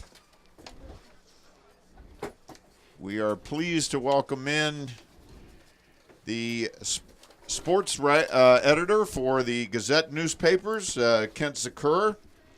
Kent is a Montgomery County native. He played all sorts of sports for Magruder High School. Graduated from Penn State, and he's been back in the area for a while now. In addition to the Gazette, Kent's worked for WRC and also Sports Talk 980. Welcome. Yep. Thanks, guys. It's good to be here. Thanks, Kent. Thanks for joining us today. And do we really going to have to start talking about Penn State football and Magruder? All right, let's talk some Region 20 World Series or Region 20 baseball.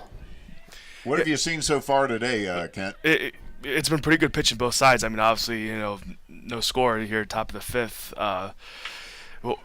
There's a long, hard drive out to left field. It's off the fence. Coleman could not come up with it, and that's going to be a stand-up double for Chris Brown. Wow, that Chris Brown is a heck of a player, and he really got a hold of that one. Hit over Joe Coleman's head. Just as I said that was best hit ball all day so far. Absolutely. Absolutely the best hit ball of the day, and that one almost went out of here. And that will bring up number 3, Ferdinand Concepcion. He's talking with third base coach Jimmy Smith. Kent, tell us a little bit. I'm sorry, Jimmy Williams. We have a little bit of time here before the next pitches about what type of sports that you cover in Montgomery County and how the Gazette works with. You guys do a lot of scholastic sports, which is awesome coverage. Yep. Vast majority of what we do is all high school sports. I mean, we want to get to a little bit of community college stuff like today, but I mean, football and basketball are obviously the two big sports, but we try to cover every single sports that all 25 public high schools offer, and also the 10 to 15 private schools. So that keeps you pretty busy. Yes. Fortunately, after spring season winds down here at the end of the month, we get a little bit of a break in the summer. It's time to go on vacation when the spring season's over. Yep. Before you know it, August 15th will be here, and high school football will start up again, though. So. And again, in this area, we all know that football is king with some of the great teams like Seneca Valley and Sherwood and Damascus. Big-time football programs. But tell us a little bit about baseball, and there's some good baseball. Northwest won the state championship. Was it last year? Yeah. They won the state championship. So Coach Dan Rascher has himself a pretty good program here. So that's a nice little feeder program into the Raptors organization. Yeah. Speaking of Northwest, I mean, they came out of kind of nowhere last year to win it all. I mean, I was at that College Park game. I mean, that was a thrilling, external game. But Coach Rascher, I mean, you guys are community college. I mean, that's what you're supposed to do. I mean, there's a lot of good baseball talent here. Some guys that may not be quite ready to go to that 4-year school, but there's so many guys. I mean, obviously Jake Taylor's your best player. He went to good counsel, but he's really developed into potential All-American this year. You look at that Montgomery College roster. It's almost 100% Montgomery County High School. Mm-hmm. Players. That's like an all Gazette team right there. You see? Yeah, exactly, pretty much. There's a ball hit up the middle. It's a base hit. Velez, this time they do hold the runner at third as they respect the arm of Ian Velez, and now Prince George's has got something going here in the top of the fifth. Men on first and third, nobody out, and that brings up LeBron. We bring Kent into the booth, and we have fireworks going on in here. Yep. Andrew Bird pitched out a couple of jams earlier for them. He has 7 strikeouts so far. So Michael and I are trying to figure out what he's throwing. I mean, he's not throwing super hard, but when he needs to, he's locating his fastball. I can't put my finger on it for a guy that's got a 6.1 ERA who's shutting down these big bats. I think he's keeping them off balance. He's moving the ball around the strike zone, mixing the breaking stuff with the harder stuff. It's just, and the Raptors just don't look sharp at the bat. Yeah, well, the thing about PGCC, I mean, they didn't have that great of a regular season. I think they had 11 wins in the regular season, but in the tournament, one game, anything can happen. And they've had outstanding pitching in each of their 3 games so far. And they played MC tough, yesterday, and then also last Saturday in 2 games. So you never know. You just never know. Well, we're going to see what Jack Souter has pitching out of a jam here. I mean, 1st and 3rd with nobody out. He's going to have to really become a magician out there without letting a run get scored today in the top of the 5th. Yeah, this is a tough situation. 1st and 3rd, nobody out. There's the pitch. He needs a strikeout here because this is beginning to feel like a tight game, a 1-run game, a 2-run game at the most. Sort of like yesterday, except completely different pitching styles. Had 2 hard throwers yesterday. Today, a little more of a crafty mix with the breaking ball and the cutter, and different style of pitching, but same result so far. So, Kent, you went from Magruder High School up to Penn State. Tell us about what brought you up to Penn State for college. Well, quite frankly, you look at Beaver Stadium and the whole college experience. I mean, they had a great sports journalism program there, too. And it was just far enough from home that my parents couldn't come visit me out of the blue. But, not that far I couldn't come home if I needed to. Exactly. Nice strikeout there by Satter. That was his best curveball of the day. That was a nasty curveball. He really snapped that one off. That's a big-time pitch for Jake Souter. And if he can get one of those double plays, that would be a perfect gift. That brings up Ali, who's had a bit of a tough time at shortstop. And his first time up, he laid down a perfect sacrifice bunt.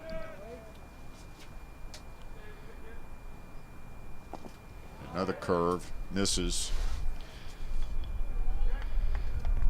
So you were able to cover some Penn State football when you were up in Happy Valley? Actually, when I was up in Happy Valley, did a little bit of what you guys are doing right now. I mean, I did more radio and TV production stuff than actual writing. Dan Rascher paying a visit to the mound. I guess Souter's looking for another double play ball like he got in the to end of the 1st and 2nd innings. That's exactly what he's looking for. One of those nice little 5-4-3 deals. Prince George is with this is really their 3rd threat of the game. They have yet to break through. Neither team has broken through. We're scoreless. Kent, who's in the county this year? Who's the top baseball programs? Is it Northwest up again, or did somebody is somebody coming to the top this year that we might not know about? Well, I mean, Whitman's always good.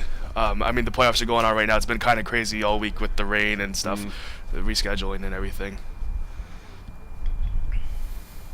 Yeah, we were talking earlier how amazing it is that this field has held up as well as it is. It's a testimony to Dan Rascher and his assistant coaches and players. They've been working tirelessly on this field to get it ready.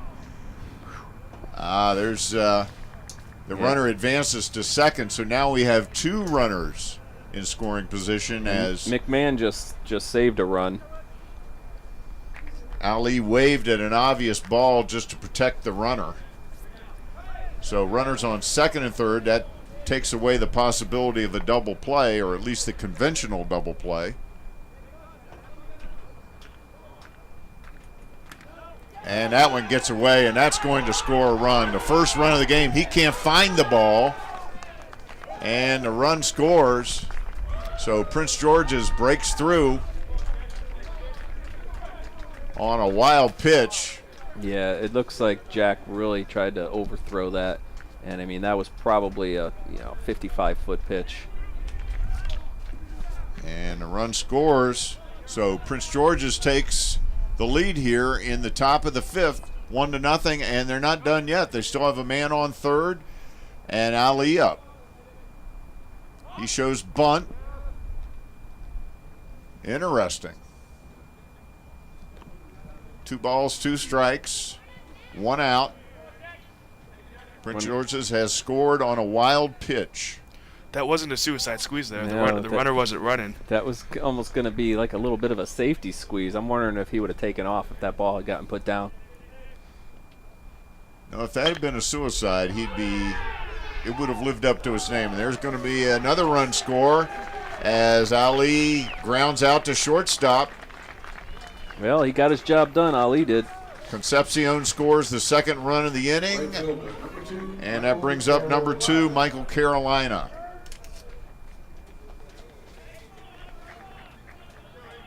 And he grounded out his first time up.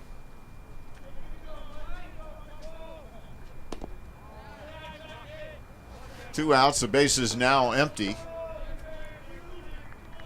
But 2 runs in. Prince George's breaks through in what could be the first of 2 today. There's a strike. Kent, I'm wondering what your thoughts on Montgomery College going to this one college deal where we don't have to go down to Tacoma. From a journalist standpoint, you don't want to go to Tacoma Park or Germantown or Rockville. Now you can kind of put your coverage all into one Montgomery College. It's got to be a coup for not only journalists but athletes. Getting to know the programs is probably something that's going to be a big deal that we're going to see over the next few years. Right, exactly. From a journalist standpoint, you're right. I mean, it makes it easier. You're consolidated. But from an athletic standpoint, from your guys' perspective, I guess it has to be nice, a little more school spirit. Mm-hmm. That's a big deal. The teams are more concentrated, so they can be more competitive. And the school spirit, like you mentioned, is a huge deal. And there's a ground ball to Taylor. Tags the bag for the third out of the inning, but the damage is done. So after 4.5 innings of play, Prince George's 2, Montgomery College nothing. We'll be right back with the bottom half of the 5th inning after this quick break.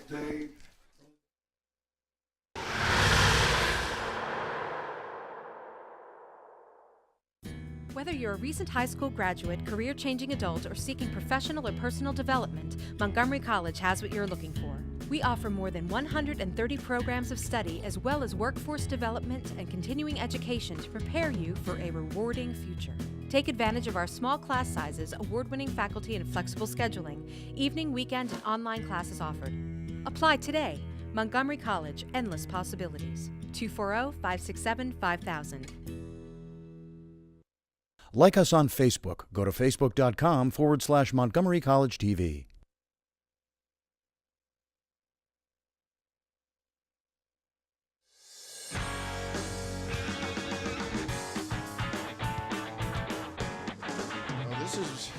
And we are back to action here, bottom of the 5th inning. Nick Kozarski leading off for Montgomery College against Andrew Bird, who has been amazingly effective. And we are still joined by Kent Secor of the Gazette papers. And what can you say, Kent? I mean, Prince George is with a surprising 2-0 lead here. Yeah, sorry, I was bad luck when I came into the booth. But no, I mean, they got a couple hits and a wild pitch there. Yeah, the wild pitch was a big turning point in the inning. But, of course, the hits, they have to have the men on to score the runs. So Prince George is now leading 2-0. Montgomery College been very quiet at the plate. Just 3 hits. And Bird has just snuffed out every rally with the strikeout mainly. Yeah, it's uncharacteristic of MC to strike out because I think you guys had struck it out 6 total times the previous in the tournament. Yeah, very few strikeouts. There's a line drive, but look what I found. Number 3, Fernando Concepcion. So he robs Kozarski of a base hit. That brings up Velez, who is 2 for 2. He's been the main offensive threat for Montgomery College today. Velez with 2 hits, Joe Coleman with 1. Velez also with a couple of steals. So he's the one who's had Andrew Bird's number up to this point. He shows bunt, pulls it back, but it's a strike. Yeah, the lineup got turned over, so hopefully from the top of the lineup, MC can get something going. And Velez is a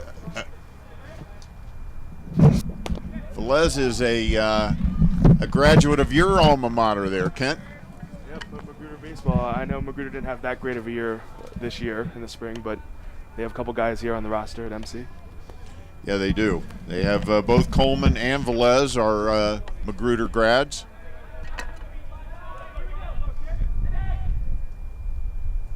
And Velez fouls it back. I was gonna ask Kent. I cut my teeth in the local newspaper scene, and you guys do an awesome thing where you pick football games. How have you done over the past couple of years? Are you just setting me up? Because I know I haven't done that well the last couple of years. No, because I try to pick against you guys because of course I get the Gazette. I live in Montgomery County, Right. But I didn't keep up on who won.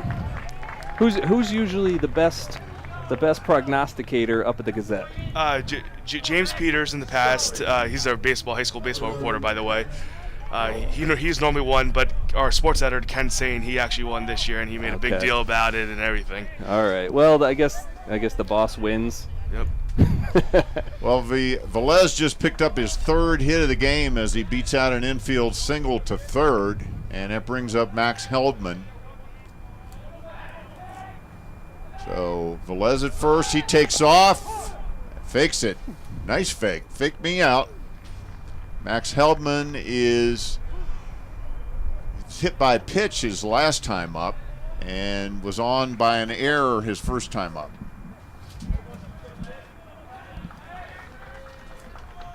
So Heldman up, Velez at first, and of course Andrew Bird is going to pay a lot of attention to Ian Velez.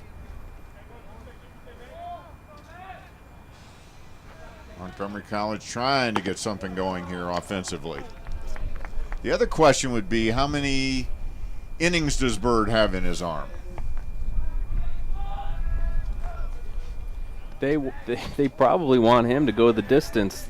His 3 predecessors in the tournament have gone a full 9 innings. He's pitched 42 innings this year, which is 4th on the team. So he's got some innings under his wing.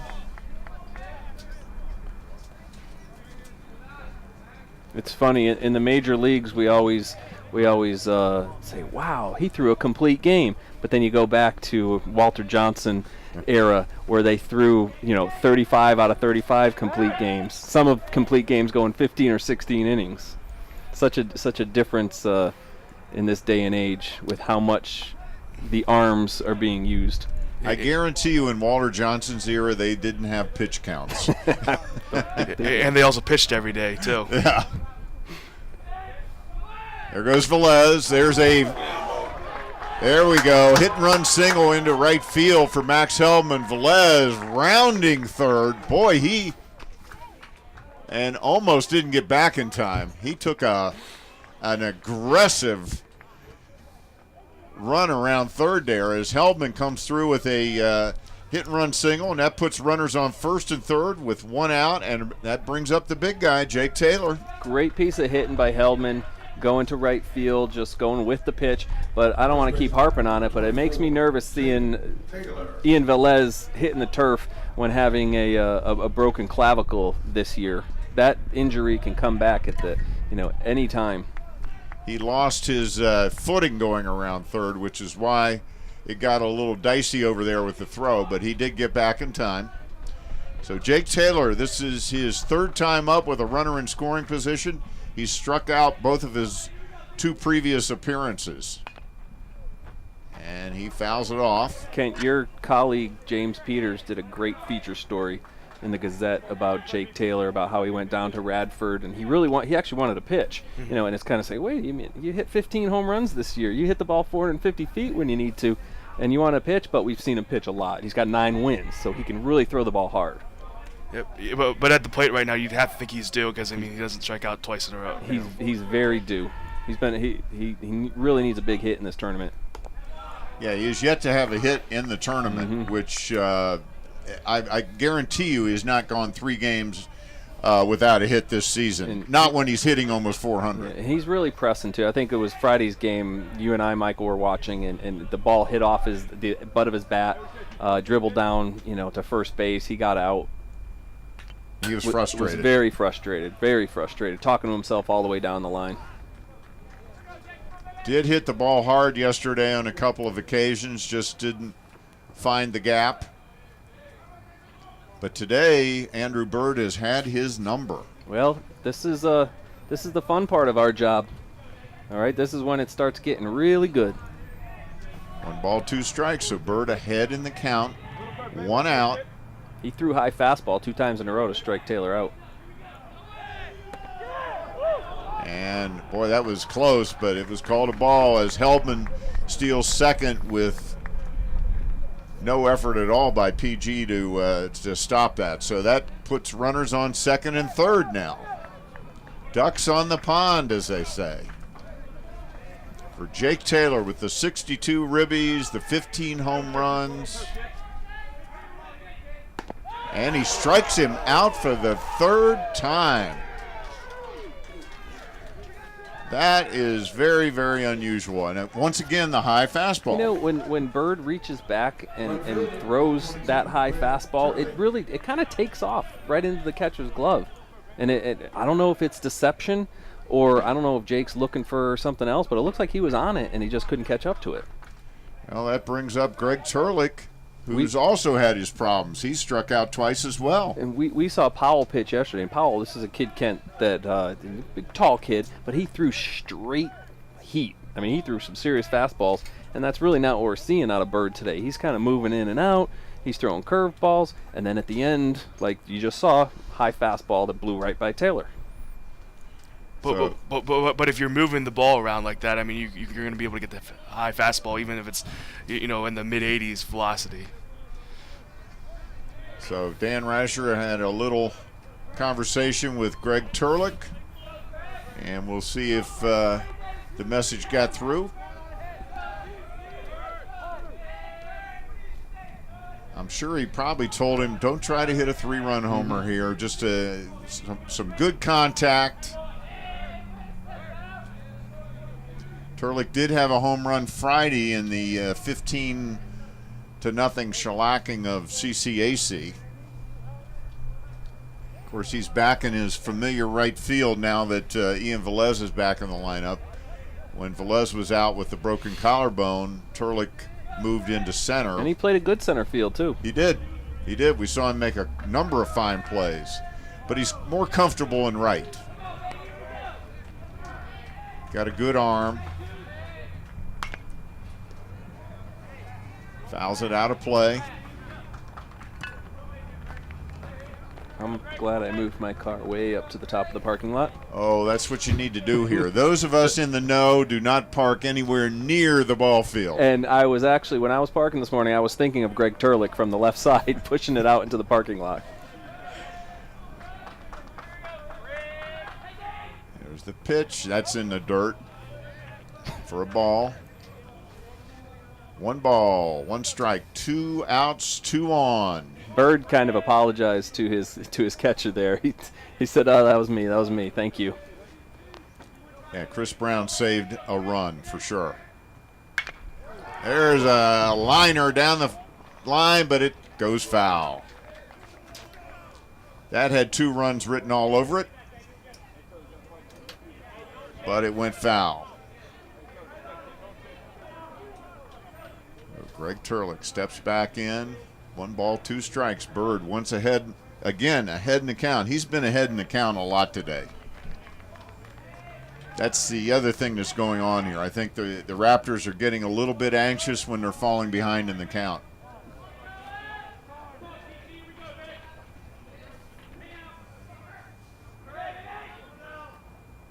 There's that curveball. He stays alive. Got a piece of it. Just hanging. I mean, that swing was so over that I can't believe he just reached out and touched that curveball.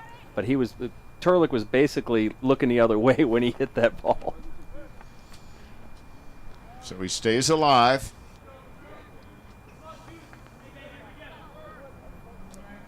Bottom of the 5th inning.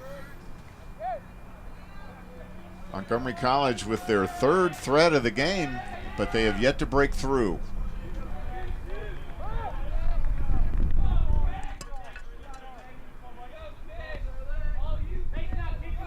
Bird from the stretch. Oh, wow. That was a very generous called 3rd strike there. As Greg Turlick agrees with us, apparently. That is the end of the 5th inning. Our score 2-0. Prince George's. We want to thank Kent Secor from the Gazette newspapers for dropping by. We really appreciate it. It's great to see you. Yep, thanks guys. Thanks for Anytime. coming out, Kent. And we'll be right back Enjoy with the the game. top half of the 6th inning after this quick break.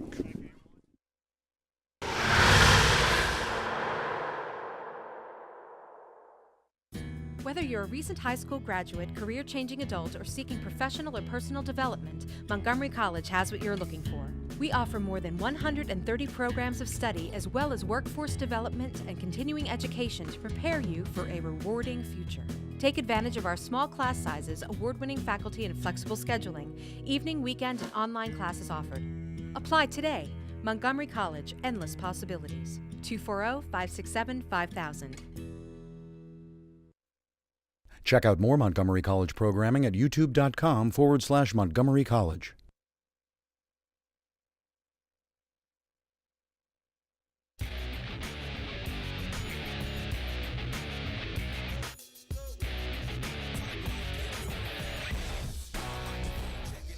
And welcome back for the top half of the 6th inning with Prince George's Community College Owls on top of the Montgomery College Raptors 2-0. Leading off for Prince George's is their leadoff hitter, Abadil Marcano. And he is 0 for 2 on the day. 2 ground outs. As Andrew Bird, what can you say? There's a bunt, and it goes foul. Yeah, and he is out because it hit him in fair territory. So a good call there by home plate umpire Tom Hall. Yeah, that was one of those bad bounces that you don't often see. Wow. Off the, kind of topped it with the bat, and it hit him in the helmet. And he couldn't do that if he tried 100 times. My gosh, you couldn't do that if you tried. Mm-mm. So anyway, that's an easy 1 up, 1 down, and that brings up Oots. And Oots is grounded out and also singled. Last time up, he grounded out.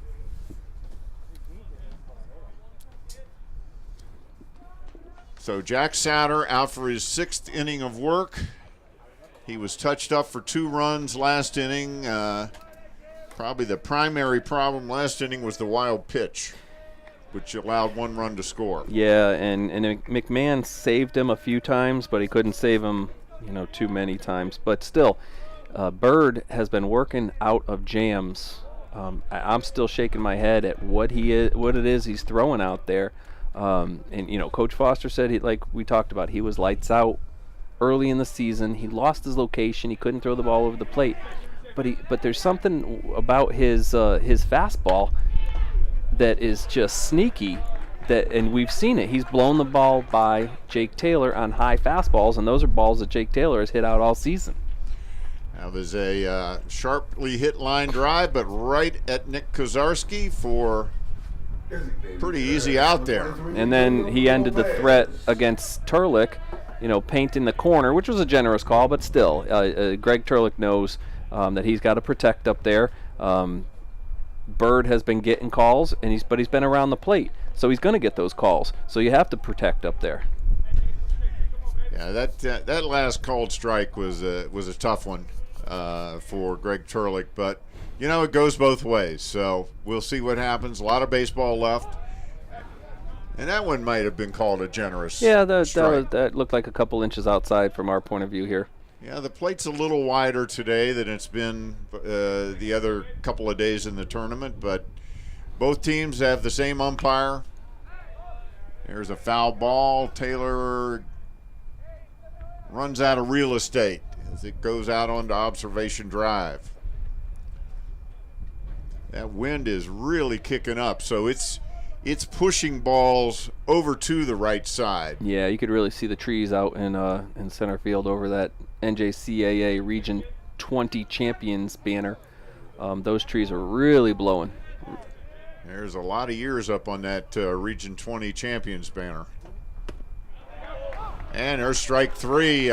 Easy 1-2-3 inning for Jack Souter. So after 5.5 innings of play, Prince George is on top 2-0, and we'll be right back after this quick break.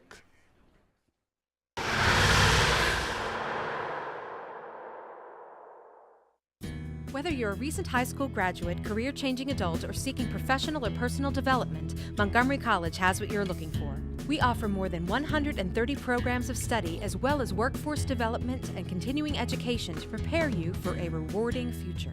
Take advantage of our small class sizes, award-winning faculty, and flexible scheduling. Evening, weekend, and online classes offered. Apply today. Montgomery College, endless possibilities. 240-567-5000. Check out more Montgomery College programming at youtube.com/Montgomery College.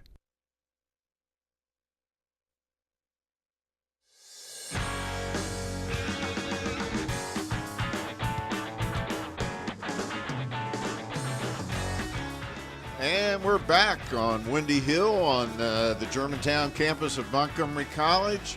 Bottom half of the sixth inning, Prince George is on top 2-0 over the Montgomery College Raptors as we look at the Region 20 Championship banner out there in center field. And that's what's at stake today here at Montgomery College, the Region 20 Championship and a trip to the NJCAA Division III World Series in Tyler, Texas. Right now, Prince George's enjoying a 2-0 lead behind great pitching from Andrew Bird and Sam Stefanelli stepping in to lead off the inning for the Raptors. Well, if there's a player of the game 5.5 innings through, it's Andrew Bird. I mean, make no mistakes about that. He has really pitched strong. Really a bulldog out there when he's gotten second and third. He's reached back and he's blown some fastballs by some guys that usually are really on those pitches. But he's mixing it up, and you got to give the kid credit out there. Well, that's for sure. And once again, we look at the scoreboard and we see he's ahead in the count, 0-2. He's been ahead of most of the hitters today. And there's a line drive out into center field. That's in there for a base hit. So a leadoff base hit for Sam Stefanelli. And I think the wind played with that one a little bit. It did take the ball away from the center fielder, Marcano. I think he might also, I can't see where we are from his standpoint, but there was some sun in his face as well. But the wind kept pulling it away from him towards the right center field gap. It is a high sky, as they say, very bright out there today, and that brings up Travis Smith. He takes a strike. Yep, that's a sharp curveball on pitch one. Throws a first pitch curveball strike. I mean, that's what he's been doing. Travis Smith has been the victim of 2 of Bird's strikeouts. He's 0 for 2 on the day. He hits a grounder into the hole into right field. So 2 quick hits here for Montgomery College, and all of a sudden something brewing here in the bottom of the 6th. Runners on first and second, and here comes Joe Coleman. You know, I was just going to say that he looked confident on the mound because he's throwing the ball right at the hitters for Montgomery College. He's not intimidated by these gaudy numbers that they have. But what he just did was put one right on the outside corner, and Travis Smith pretty much put the bat out and hit it where they weren't. So eventually some of the Montgomery College hits are going to have to find some holes, and that one just did. Well, here's Joe Coleman. He blooped a Texas leaguer into left for a single his first time up. And Andrew Bird again taking, I saw him pat himself on the chest like, okay, that was my mistake. Bad pitch, my bad. Now, is Joe Coleman bunting here to get everybody over to second and third, or is Dan going to want to just play for a big inning? Well, he shows bunt, pulls it back in time. 2 balls, no strikes to Coleman. A lot of baseball left, folks. It's a dangerous game to play to give yourself that one out, because we've seen it repeatedly, second and third, with the big hits not happening. So you sort of have to it's just a dangerous game that if you're going to put guys on second and third, you are sacrificing an out. And as we've seen, the big hits have not been coming like they have all season. Well, Coleman way ahead in the count now. 3-0. He's shown bunt twice, but pulled it back because the pitch was way out of the zone. Shows it again, and he takes a strike. Well, Joe's probably going to make him throw another strike right now. I would think. But being a little pest, I'd probably do that kind of show bunt, pull back. And he does. And he takes ball 4. So Andrew Bird issues one of his first walks of the game, and that loads the bases and brings up Colin McMahon, the catcher. I don't know about you, Michael, but that seemed like the first time I've seen Bird with less confidence on the mound, with a little bit of the pressure getting into his head, because he's been in total control. Well, Colin McMahon is 0 for 1 on the day. He grounded out his first time up. And this is a key situation for him. Bases loaded. We see the head coach there for Prince George's, Foster, out having a little committee meeting on the mound. He's got a 2-0 lead, but he's also facing a bases loaded, no out situation here in the bottom of the 6th. So a lot of pressure on Andrew Bird right now, but also a lot of pressure on Colin McMahon, who was just over having a chat with the Raptors head coach, Dan Rascher. Probably talking about letting Bird throw him a strike. You're definitely going to want to do that after he had walked the bases loaded, and none of his balls were even close. They were well out of the zone, which is not something we'd seen out of him today. That's right. When he's missed close. There's strike 1. That's a good first pitch fastball strike. Bird needed that one really bad. Big situation. McMahon swings right through that one. Yeah, it comes right back with a curveball.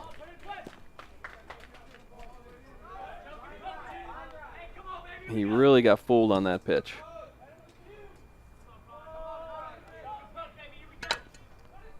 No balls, 2 strikes. Now he just needs to put the ball in play. And he struck him out. So Colin McMahon goes down swinging, and that makes 1 out in the inning, and that brings up Nick Kozarski. He lined out his last time up to the third baseman, who made a nice jumping stab of the ball and came up with it.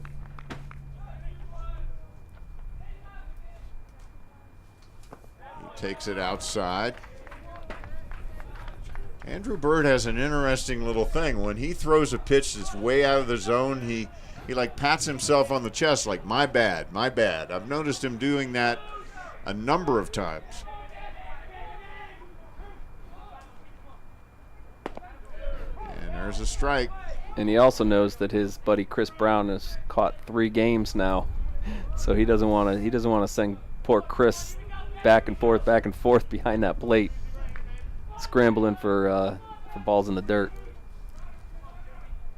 And that's just missed. I expected to see that right arm come up on that one. I don't know about you. That was close. That was a good eye on Kozarski. Now he's got to come with them. He's going to come with a fastball. There's the pitch. Ooh, it hits him. And that will bring home a run. And there is Sam Stefanelli crossing the plate with the first run of the game for Montgomery College. That was scored the hard way. Yeah, that's a bruise on the backside for Kozarski that he's going to remember that, but that's a good RBI. Regardless of how black and blue he's going to be, that's a good RBI. And that brings up the dangerous Ian Velez, who has 3 hits for the Raptors. So all of a sudden this game could turn very quickly here. And I saw Bird's reaction. He literally turned his back, and looked at the skies. So Ian Velez with 3 hits as the bases loaded, takes strike 1. Bases loaded, 1 out, 1 run in the inning. PG still on top, 2-1. Yes, if there's been an offensive bright spot, it is Velez today. Last time up, he had an infield single. First 2 times up, outfield singles, and there's a ball in the dirt. And obviously Bird is aware that Velez has reached each time up, so he knows what he's up against. Putting the ball in play is almost guaranteeing a run with Velez's speed. And that's way outside. It'll be very hard to double him up. Travis Smith at third, Joe Coleman at second, and Nick Kozarski at first for Montgomery College. Ian Velez at the plate as the bases are loaded. Comes the pitch. That's that curveball. Does not catch the corner. And it's a little bit high as well. So 3 balls, 1 strike. And the wind is really picking up now. Boy, it really is. Those trees are really blowing. The flag is straight out. And it is blowing from left to right. Here's the pitch. There's Velez. Hits a ground ball. And it gets away. A run scores. Travis Smith. Here comes Coleman. He scores. Nobody's covering the plate. As 2 runs score, and Montgomery College takes the lead on another Ian Velez hit. Here we go. Let's see it. That was Rounds it back to Bird. He had plenty of time. He just made a poor throw. They call it pulling the string. He was literally about 40 feet away from getting that lead out, and then Chris Brown would have thrown down and gotten Velez for the only way that you could double off Velez in that situation would have been a comebacker to the mound, back to home for the out, for the force, and then back to first base would be your double play. Tailor-made, how it's drawn up, and poor Mr. Bird. I feel bad for the kid because he's been pitching his butt off today, but he just held on to the ball and he threw it away, and disaster struck for the Owls. Yeah, he probably tried to aim it. He did. Tried to throw it too perfectly. That's a clear error there on Andrew Bird, allowing 2 runs to score. And that brings up Max Helmet, who had a base hit the last time up. Prince George's has brought the infield in. Runners on second and third. He lays down a beautiful bunt, and that's going to score another run.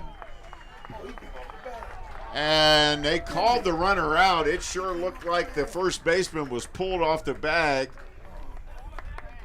And no, they did call him out. Here it is again. Beautiful bunt, well placed. There's the throw.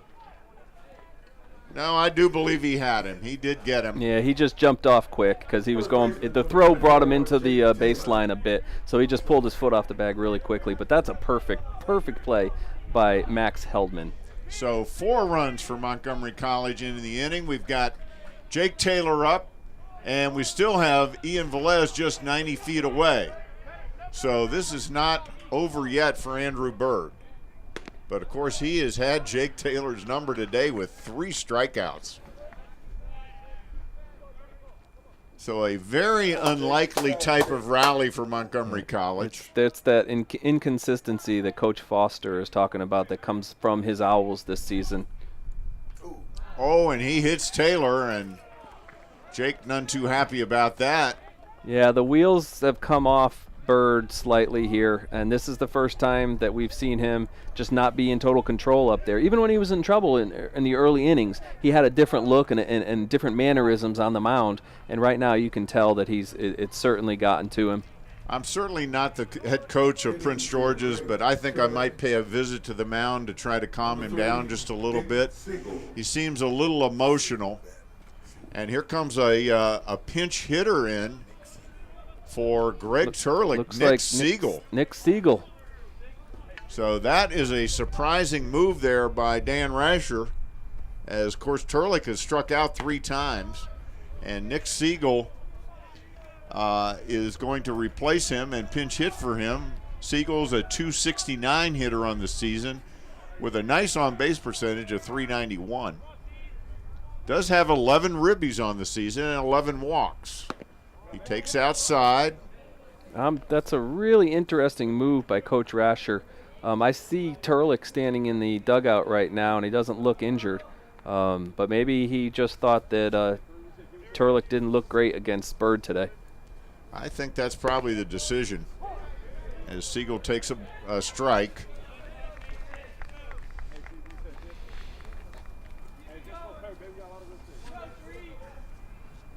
Siegel's a freshman out of Northwest. We were talking about Northwest being the state champion, so he was on the state champion team last year. Yes, that is the state champion at the plate right now. And he's in a big situation. Men on first and third. 2 outs here in the bottom half of the 6th, but Montgomery College has put one of those crooked numbers up there with 4 runs here in the bottom of the 6th. There's the pitch, and he walked him. And that's another thing that Rascher was probably thinking, that Siegel goes up there and has a really good eye, and he knew what he was doing when he got to the plate, and he wasn't going to get Bird anything. That brings up Stefanelli. He had a single and scored the first run of the game for Montgomery College. He led off this inning as MC is batted around. He led off the inning with a single. Got things underway as Montgomery College has finally broken through against Andrew Bird, who's been super effective up until this inning. He grounds one foul down third baseline. And this could really be a big batter in this game if Stefanelli straighten ones out here and brings in 2 runs, then Montgomery College will be 3 innings away from another region championship. And if Souter gets in any trouble, Rascher can bring a couple of guys out of the bullpen to help him out. Well, this is certainly a guy you want up there in this situation with his .403 batting average. He's got 5 home runs on the season, 9 doubles, and that's way outside as Bird falls behind in the count. Sam Stefanelli. That's another cool baseball name, Sam Stefanelli. He's a sophomore out of Pilati. And we talked earlier, he missed 2-3 weeks of the season with a bad leg, and that really hurt the Raptors offense. It kind of coincided with their downtime, the little dip they took offensively in the middle of the season. He's up here in a big situation. Ducks on the pond, bases full, 2 outs, 1 ball, 1 strike. Andrew Bird. And there is a line drive to center, and it gets in there. 1 run scores. Here comes Taylor, he scores. Here comes Siegel, he scores. And that is a 3-run triple for Sam Stefanelli. You know, I think Marcano really misplayed that ball in center field. And if we see the replay, I think that he flat out missed it in center field. That was a shot. Yeah, he flat out missed it. He flat out missed it. He missed the ball. And he's Foster has talked about how good of a center fielder he is out there, and he totally misjudged that. Whether it was the sun or the background, or he didn't get a good jump. That's a 3-base error that absolutely blows the game wide open. And the inconsistency, the lousy plays that have been really troubling PG have absolutely came to fruition here in the 6th inning with 7 on the board. And quite frankly, that's probably the hardest ball that has been hit that should have been an out. Now, Coach Foster making a visit to the mound for Prince George's. I have not seen anyone warming up in the Prince George's bullpen. And he pats Andrew Bird on the shoulder. They are going to take him out. And that he looks to me like he's going to be putting in number 23, William Lopez. Now pitching for Prince George. As William Lopez Number 23, comes in, he's been the DH. He may have been warming up. There's a spot on the other side of the dugout where they can actually warm up that's sort of out of our view. So my guess is he was loosening his arm up over there. Well, he plays third base, and he's also the backup catcher, so he obviously has a strong arm. But I'm looking through the pitching stats, and he has pitched in 2 games this season. He does have 2 losses. The ERA is up there, shall we say, a little over 16. Well, Yeah, a little over 16. So this is clearly a bit of a stopgap move here by head coach Foster. yeah, that's a good word for it. Right now he's down 7-2, and you have a guy on third, but scoring runs is going to be the key here. And if Lopez can get out, I think Travis Smith is on deck here. Yeah, Travis Smith. If you can get Travis Smith out, you kind of start from scratch, but you start from scratch down 5 runs. And like we talked about earlier, your 3 main pitchers have gone 9 innings in this tournament. So there's really not another real strong arm to bring out of the bullpen. Well, and Travis had a single his last time up, well-placed single into the hole in right field, and also scored a run. Scored the 2nd run of the game for Montgomery College. This is what we were talking about earlier with Prince George. This is a rebuilding program. And he talked to me quite frankly. It's a very refreshing chat the other day on the phone. And he told me, he said, listen, our shortage is pitching. We just don't have the depth in pitching that Montgomery College has, for example. And we may see some of that depth later for Montgomery College. But he said, there have been certain games when I've had to leave guys in longer than I would have liked to because of my shortage of pitching. And also, he said, I sort of had to pick and choose games where I knew I could throw my best guy with the best chance of winning. And that's what these coaches at the JUCO level, when they play so many doubleheaders and you have such a high number of games in a rather short, truncated season, because like you said earlier, we're not in Florida and Texas. So a lot of these games need to get rushed in. A lot of these games are double headers, and you use up your arms. And it's 7-2 in the region championship game, and you have to bring a guy, your DH, quite literally, to throw some innings. There's Travis Smith. It's a hard ground ball to third. Concepcion over to first, and that does end the inning. But the damage is done as Montgomery College puts up 7 runs to take the lead after 6 complete innings of play, 7-2. We'll be right back after this quick break. You're watching Montgomery College baseball on MCTV.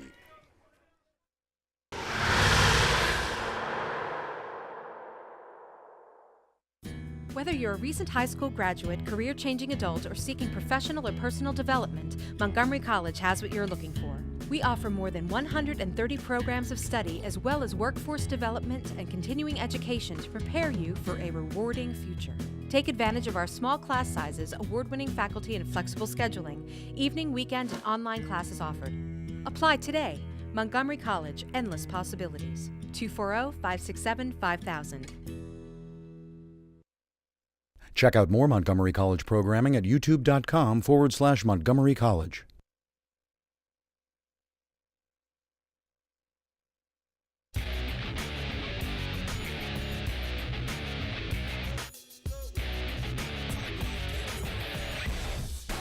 And we're back for the top half of the 7th inning from the beautiful Montgomery College campus here in Germantown. And we have just seen this game turn on a dime, as baseball so often does. Yeah, I have a question for you. What the heck just happened? Well, what happened is I think we saw a little bit of unraveling by the Prince George's starting pitcher, Andrew Bird. He had a couple of bad breaks that inning, and the floodgates opened, and all of a sudden Montgomery College put 7 runs up. Yeah, I feel bad for Bird. He really pitched really well. Sure, the wheels came off in that inning, but he deserved a lot better than a 7 spot on the board in the 6th inning. Oh, he absolutely did. And, of course, Marcano's misplay of the hard line drive by Sam Stefanelli was another big play. 3 runs scored on that one. And then the comebacker he got a little excited on and threw the ball away, which was really the big pitch that he had made on the comebacker, and then Velez hit right back at him. That was going to be your tailor-made double play to get you out of the inning, but just the wheels fell off, and hey, and MC is going to say that was a lot of gift runs, but Jake Souter has still only allowed 2 runs, so we have to start talking about Jack Souter. Well, that is for sure, and he's facing Brian Shores here to lead off the inning, and he's quickly ahead in the count, 0-2, and of course he's got to be loving that 7-run inning as he pulls the string on strike 3 there. And this is reminiscent of the game we did against Hagerstown, where he came in relief and got in some real trouble. I think it might have been the 9th or 10th inning. Got in some real trouble, and once he got a second life, he really pitched well, and he's really gotten a second life here. Well, here's Chris Brown, who is 2 for 2 on the day. And you'd have to say, after watching Prince George's now 3 days in a row, this is their best player. I would say so. He pretty much does it all. He can pitch. He's a really good catcher behind the plate, and he looks like he's their most accomplished, professional-looking hitter out there. Not to say that he's going to be but the way he goes about his at-bats. Florida kid, probably wondering why he left Florida for the slightly cooler climes of Maryland. Particularly on a day like this when it's pretty chilly. Beautiful day, though. But the wind is blowing, and probably around 70 degrees, 65, 70 degrees. But with that wind, it feels a lot cooler. And our fans are still bundled up out there. And there you see the score behind Jack Souter on the scoreboard. He loses Chris Brown, which I guarantee you Dan Rascher is not happy to see that. That brings up number 3 for Ferdinand Concepcion. I watched Coach Rascher off that ball 4, and his expression, his mannerisms, nothing changed. He literally did not look anywhere else, and now he's just making signs. So he knows, these guys know that walking a batter up 7-2 is not the way to do it. But the way Coach Rascher does it is he's not going to yell. He's not even going to really go out there, and glare at Souter. And we cannot see from our vantage point whether anyone is warming up in the bullpen. Perhaps one of our team of spotters could relay that information to us. But Concepcion made a couple of nice plays at third base. He's also got a base hit today. And done a nice job at third base. And he's now behind in the count, 2-0 to Concepcion.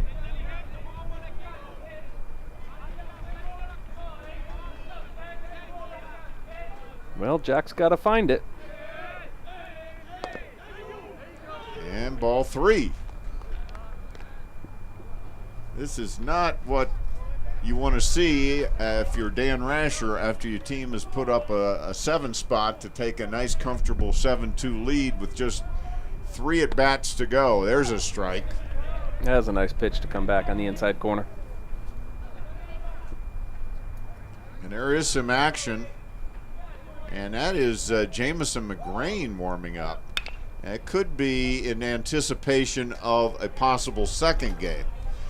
He was the schedule, from talking to Dan Rascher, he was scheduled to start the second game should it be necessary today. But we'll see. Maybe Dan Rascher wants to put the final nail in the coffin here by bringing in one of his big guns. There's a grounder to third. Smith with a quick throw, and it gets away.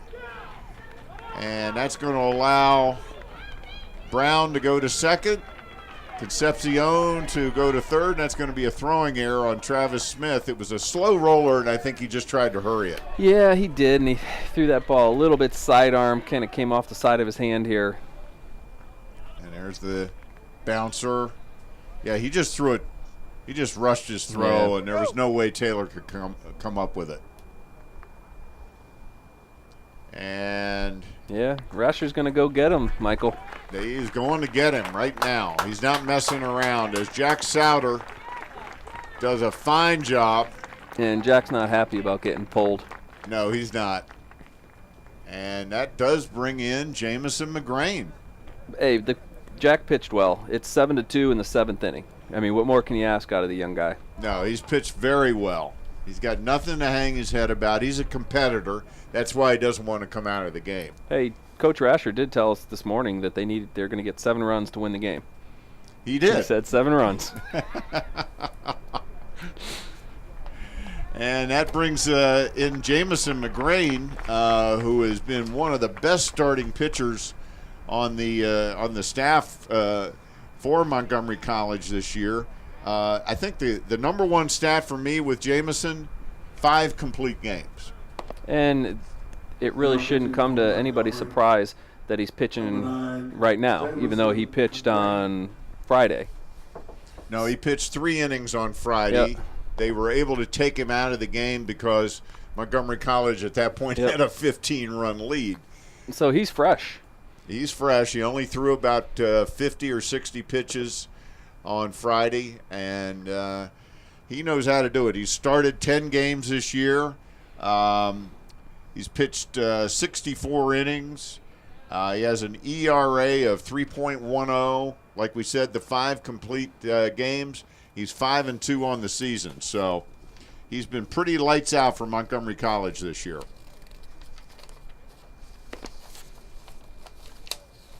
He's a sophomore out of Churchill High School. Dan Rascher was telling me he had come into his own last year in the World Series. He pitched the second game of the World Series for Montgomery College last year, and even though he lost the game, he kept him in the game and pitched very, very well. And Dan said that's really turned him around. And if you pitch in the World Series, I mean, you're not going to be flustered with guys on second and third in your own home ballpark, even though it is the region championship. So he's going to be cool as a cucumber out there up 7-2, regardless of guys on second and third. Throws hard. He's got a good breaking pitch.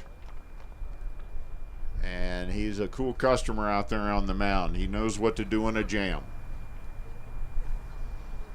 And he'll be facing Gonzalo Lebron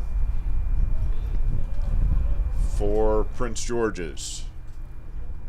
He struck out his last time up and is hitless on the day. Well, you gotta give it to Rascher. He went in and he got arguably his number 1 starter. Taylor could be argued as the number 1 starter as well. But Jamison McGrain is in here for 3 innings to get this game over and get a region championship up there on that banner again. And there's his first pitch outside for a ball.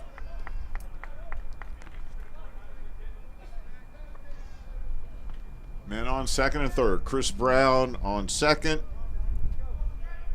And Chris Brown on third. Concepcion on second. And 1 out here in the top of the 7th.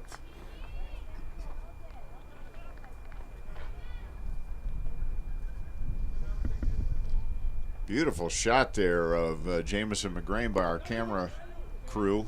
We've got some great folks on camera today. As a matter of fact, that shot was taken by a Montgomery College student who we have on the crew today, Paul Steinitz.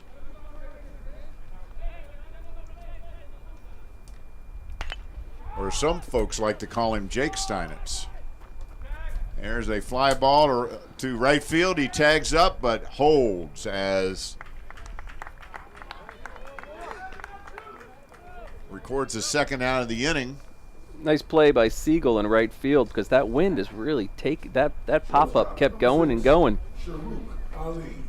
And I'm surprised he didn't challenge Nick Siegel's arm. I am surprised too. I thought for sure that Brown was going to be hustling down the third baseline to score a run.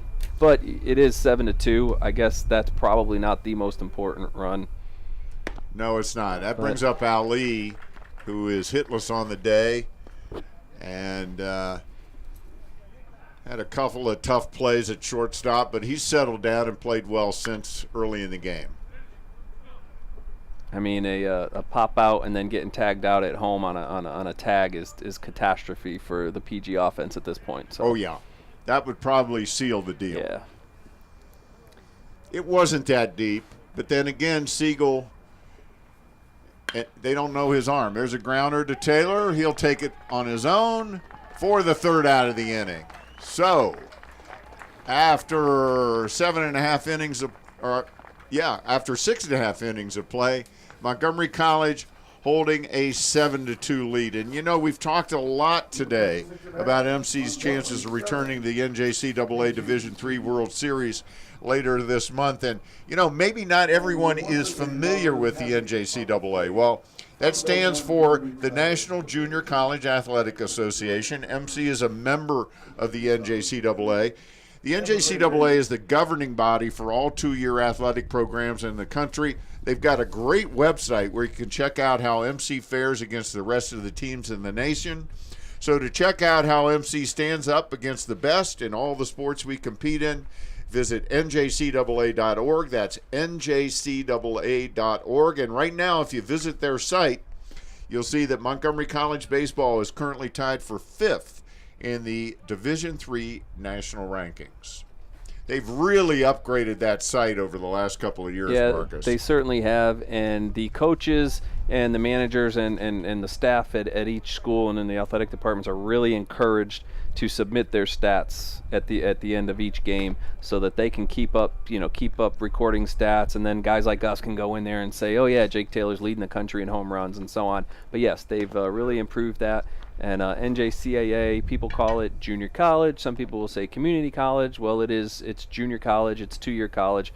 And it's got great baseball. And guys like Bryce Harper, just a couple of years ago, were playing, NJCAA Division III. Actually, Bryce Harper was playing at a D3 school in Arizona. So this is some really good competition baseball at the junior college level. A lot of guys getting ready to go on to 4-year schools. Well, that brings up Joe Coleman to lead off the inning. Joe is 1 for 2 with a walk, and he scored a run last inning in the big inning for Montgomery College. And out there on the hill for the designated hitter. Yeah, the designated hitter for his second inning of work, William Lopez. He throws pretty hard. He's got a sort of an awkward, almost three-quarter arm slot coming out from the right-handed side. He had a home run in Prince George's win yesterday as he strikes out Coleman looking. We were saying Lopez had a home run yesterday against Westmoreland. So I haven't seen him throw a breaking ball. He's using that catcher third base arm to throw straight heat. That brings up Colin McMahon, who struck out his last time up. He's hitless on the day. And he takes a ball inside. Bottom of the 7th inning, the Region 20 championship game here at Montgomery College, the Germantown campus. McMahon shows bunt, pulls it back in time. Ball 2. I think Colin McMahon is going to win the best Mohawk on the team. Well, there appears to be a Mohawk competition on the Montgomery College team. At least half the team has a Mohawk. That's a look I can't pull off for obvious reasons. But you and me both, but for different reasons. Well, we got to hand it to Colin McMahon because his is in school colors. Yes, it is. So, and I don't believe that's his natural hair color, so I think he went the extra mile. That's Raptor purple. Yeah. You can get it at a store near you. So,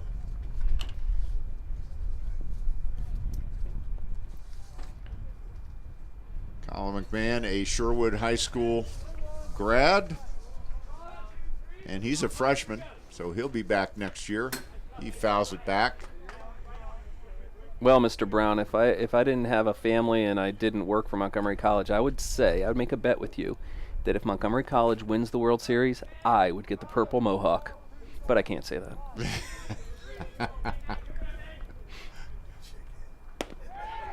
And he goes down swinging. He throws pretty hard, the designated hitter. And that brings up Nick Kozarski. He was hit by a pitch, which brought in a run. Actually brought in the first run of the ball game. Kozarski took one for the team. Bird's curveball had no bite and hit him on the back of the shoulder. And out to first base he goes. And I guess you could say that almost got the ball rolling.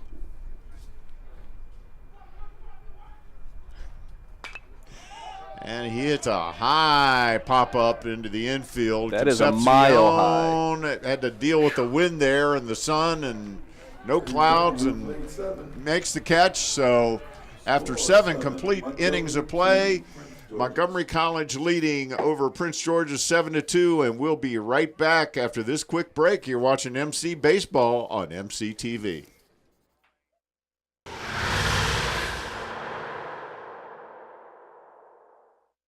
Whether you're a recent high school graduate, career-changing adult, or seeking professional or personal development, Montgomery College has what you're looking for. We offer more than 130 programs of study as well as workforce development and continuing education to prepare you for a rewarding future. Take advantage of our small class sizes, award-winning faculty, and flexible scheduling. Evening, weekend, and online classes offered. Apply today. Montgomery College, endless possibilities. 240-567-5000. Like us on Facebook. Go to facebook.com/Montgomery College TV.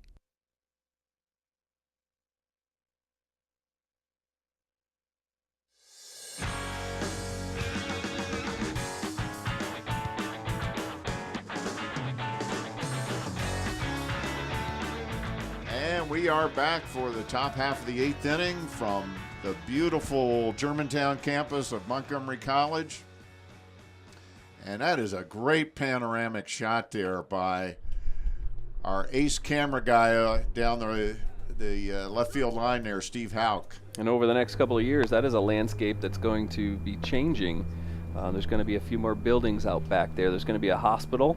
There's going to be another building that's going to be part of the Life Sciences Park. So, they're building up here at Montgomery College on the Germantown campus. Well, this is a growing campus, and luckily for us, this is one of the campus areas where we have the room to expand. So a lot of exciting things happening at Montgomery College. And that brings up number 2, Carolina. He is hitless on the day as Jamison McGrain begins his 2nd inning of work. He replaced Jack Souter in the top of the 7th inning. Souter gave him 6 1/3 innings of strong effort. Yeah, Jack Souter really pitched well, 6 1/3 innings. Montgomery College wasn't hitting, so there was danger, at every inning where they're not scoring. So you better hold your opponent down if you're not getting big hits, and that's what Souter did. He kept MC in the game, and then things happen in baseball, and next thing you know, it's 7-2. So you got to hand it to Jack Souter. He did. He did his job. That's what they call a quality start in the major leagues. He held him down. 2 runs is no shame. I know he was upset about coming out, but you know what? That's because he's a competitor. He's a fighter out there on the mound. He fought for 6 1/3 strong innings, and now you turn it over to the big fella, Jamison McGrain, to try to close it out.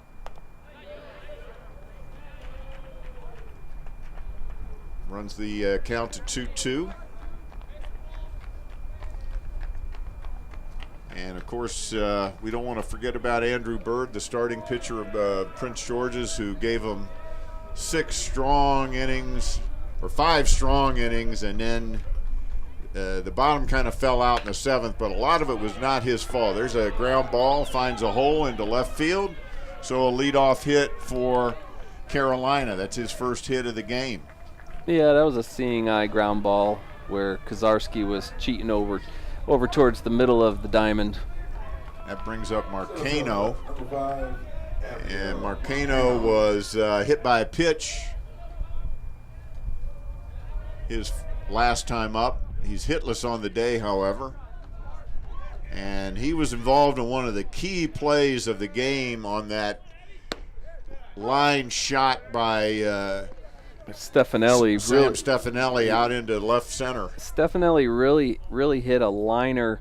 The wind could have played a little bit of a factor into that, but it looked like Marcano just didn't line up his glove with the ball, and it went right past his glove. It's easy for us to talk about it. Only he knows why he missed it. It could have been within another, taking a step, and maybe his eyes were bouncing a little bit, but he just tracked the ball well, and the ball didn't meet his glove, and it went right past him. Maybe he didn't get a quick enough jump. He was sort of reaching backhanded for it. Yeah, he was reaching, and the ball had a little bit of tail because Stefanelli really hit it right on the screws, as they say. But it was a huge play. Really changed the landscape of a 4-2 game that became 7-2. Yeah, that changed the game dramatically. Because if it were 4-2, we'd be a little bit closer to the edge of our seats right now if it were 4-2. Absolutely. We'd have the tying run at the plate. 2 balls, 2 strikes. Ooh, that looked awfully good, but the umpire did not agree, and you know what? He's got a better seat than I do. 3 balls, 2 strikes, nobody out. Prince George is trying to get something going here in the top half of the 8th inning. And he hits a fly ball. It's over Siegel's head. He makes the catch over the shoulder, and Carolina has to hustle back to first base. Wow. That was an adventure out there by Nick Siegel, but he came up with it. He turned 3 ways on this, and at the end he turned the right way. Again, that wind, I think, had to play a part in it. Wow, basket catch. That was a very nice catch. As Nick Siegel, and that brings up Oots, who is 1 for 3 on the day. He takes a strike. But you get that ball up into the right field.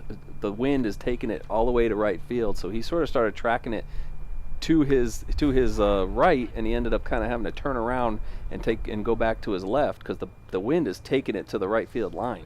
Oh, it definitely played with that one, and it's been a strong left to right wind all day long, but got to give Nick Siegel credit. He hung with it and made the ultimate catch. That's what counts.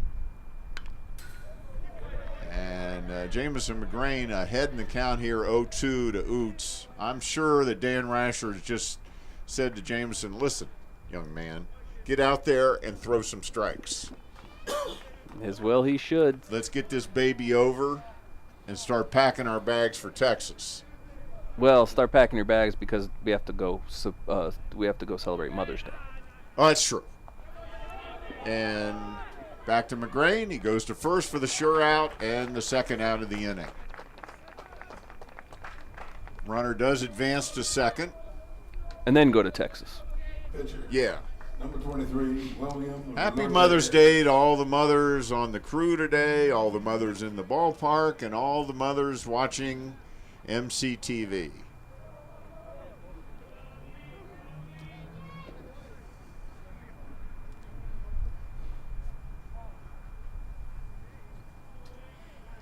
I'm resisting an urge to say something, and I'm gonna put a lid on it.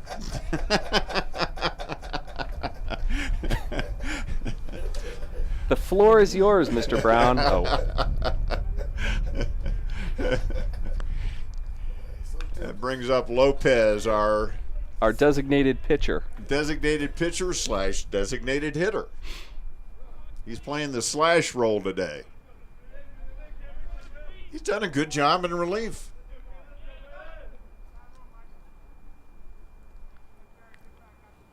Two outs in the top of the air. There's McMahon with another nice save on a ball in the dirt. He's done a good job behind the plate today.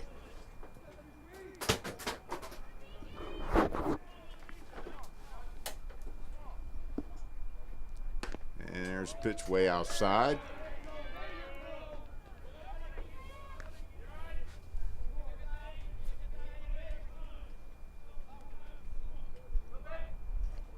Boy, I got to think that inning, I just can't get over that the wind came out of, well, we've been talking about the wind, but the wind came out of PG's sails with that inning. I mean, they were looking at forcing a do-or-die game with MC, who's owned this region. You know, practically the Montgomery College Invitational is what the Region 20 is. Right. And they were up 2-0. Their young guy, Bird, was throwing a really good game, and it just, the inconsistencies, the misplays, it just came and it really bit them at an inopportune time, and they put up 7 runs. Brian Shores was having a little conversation there with Jimmy Williams. Jimmy Williams, the third base coach for Prince George's. You talk about a guy that had a cup of coffee. He had more than a cup of coffee in the majors. He also played Major League Ball in Japan. Brian Shores 0 for 3 on the day up at the plate, but Jimmy Williams was the former head coach at Prince George's. Felt like maybe it was time to step down, and that's when Buddy Foster took over. But Buddy gives him a lot of credit for all the help that he is able to provide. Well, for a guy who's in his second year, there's nothing like having Jimmy Williams over there, who has the years, you know, under his belt as the head coach of PG, and now he's an assistant. And Shores hits one out into right field, but Nick Siegel is right there to make the catch for the third out of the inning. So after 7.5 innings of play, Montgomery College maintains their 7-2 lead, as we see Nick Siegel had a nice defensive inning there. Made a fine catch for the first out and a nice running catch on the line drive there to end the inning. So good defensive inning for Montgomery College. So we are an inning and a half away from what could be a clinching Region 20 win for Montgomery College. Yep, inning and a half away from 7 out of 8 region championships, and we always talk about that when you come to Montgomery College and play baseball, your goal is Tyler, Texas, the World Series. Not to say that this isn't a big game for them, but they've dominated this region so often that it almost becomes a given that you're going to take this region and you're going to go to Tyler, Texas, and you're going to play for the World Series. Now, we talked a little bit about Prince George's County rebuilding its program from the heydays of the 80s and early 90s, where even Prince George's County baseball was a stalwart in Maryland JUCO, and it went down a little bit. But for them to be fighting for a chance to go to the World Series, now that's a great thing, and it's a great thing for Montgomery College as well. And we need to build that rivalry with Prince George's Community College. And it's natural, a rivalry, that when you play for the Division III, NJCAA Division III, championship, having 2 teams from Maryland, PG and MC, going at each other every year to get there. Now that would be something cool for everybody in both counties. It really would. It really would. And I know it is expected here. It's one of the expectations. We're going to the World Series. And but with Prince George's entering the fray now and adding some competition, I think it can only help baseball in this area. They've got a new coach, second year. They've got a bunch of freshmen on there. So, hey, I hope they build this program, and I hope we're here year in and year out playing for a Region 20 against PG. Well, here's Ian Velez, who's 3 for 3 on the day. He's been on base every time up, and played a nice center field as well. So he's had a fine game for Montgomery College.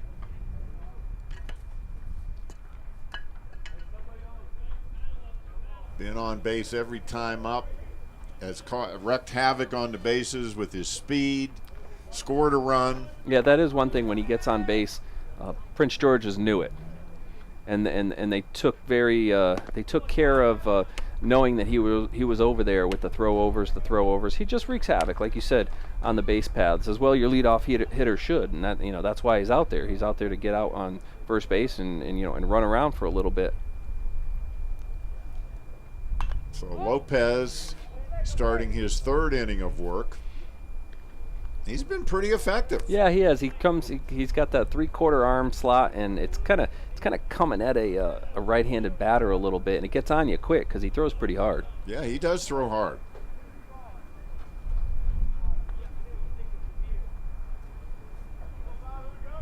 And there's Ian Velez's dad right there as his son flies out to center field. That's the first time they've been able to get Ian Velez out all day.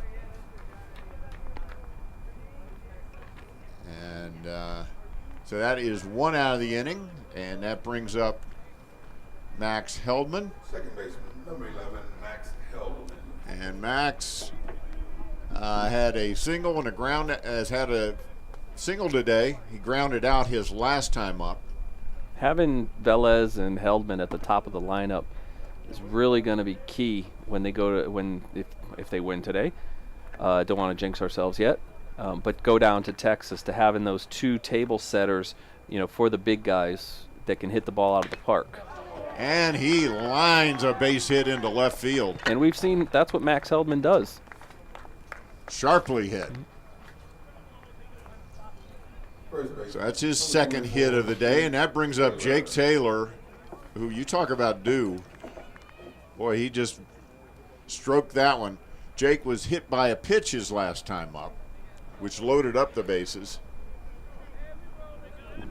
And then he eventually scored on Stefanelli's triple. But he is due. This is probably his longest drought of the season. There goes Heldman, and he's safe, steals second base. Montgomery College not taking anything for granted.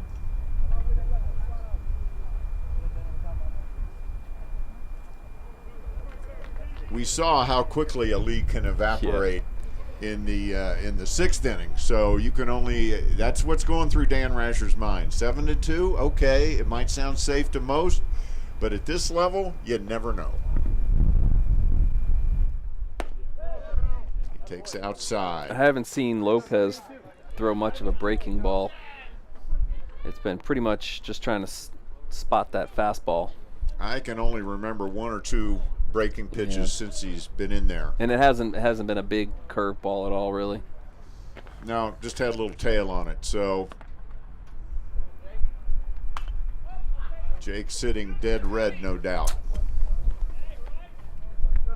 I think Jake is a little bit behind on the fastball. It doesn't seem like he's getting around.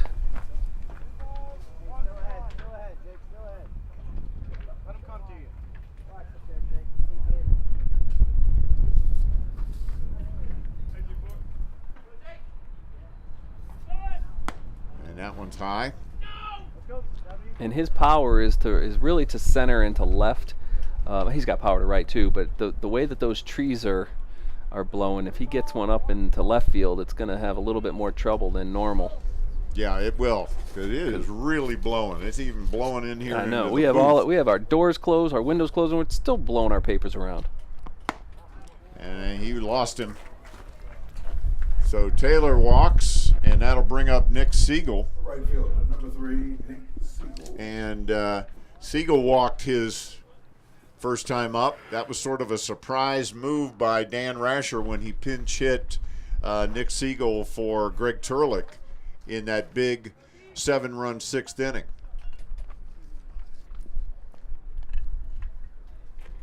Well, Siegel went out there and played some pretty good right field. He sure did. 2 nice plays last inning. And with this wind, it's not like you're coming in off the bench warm. No, you're not. And then to deal with the wind and the high sky and the sun and the fact that you're not home for Mother's Day. That's true.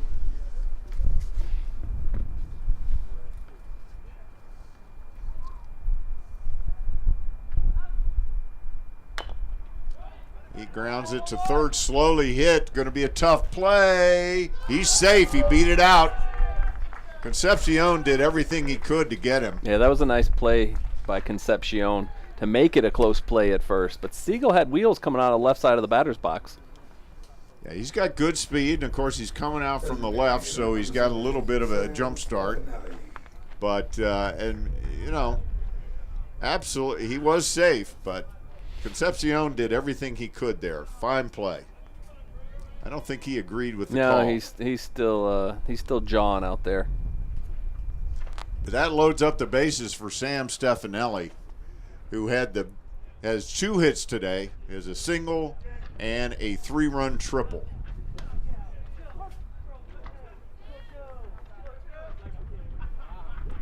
He's had a very big Region 20 tournament. He had a home run and a double yesterday. And today a triple and a single and 3 runs batted in. I think that home run yesterday was the hit of the tournament. I mean, their kid Powell was throwing a really good game. He was throwing fastballs, and Stefanelli just connected with that and launched it halfway up the trees in left field. Oh, it was a no doubt about it shot. And then he goes down swinging. They came back and they scored a run to make it 1-1. But MC on the back of Jake Taylor's pitching was able to come out on top 2-1.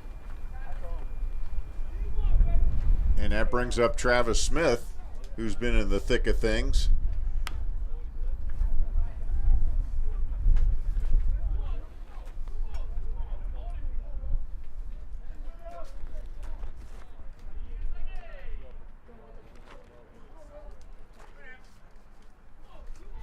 I liked hearing Travis Smith in his interview. He's very thoughtful about his answers, and it's refreshing to hear. And he hits a hard ground ball, and it goes right through Ali's wicket. And that will score 1. Here comes Taylor with run number 9. And that was just a flat-out error by Ali. But Travis was talking about, I wasn't sure about the pitching, and that's honesty coming out, and and it's nice to have us guys talking to a student athlete saying, I wasn't sure about the pitching. We never worry about the hitting, but then when the pitching comes around, look out because we can be really good. Is pretty much what he said. And he is correct about that. That brings up Joe Coleman.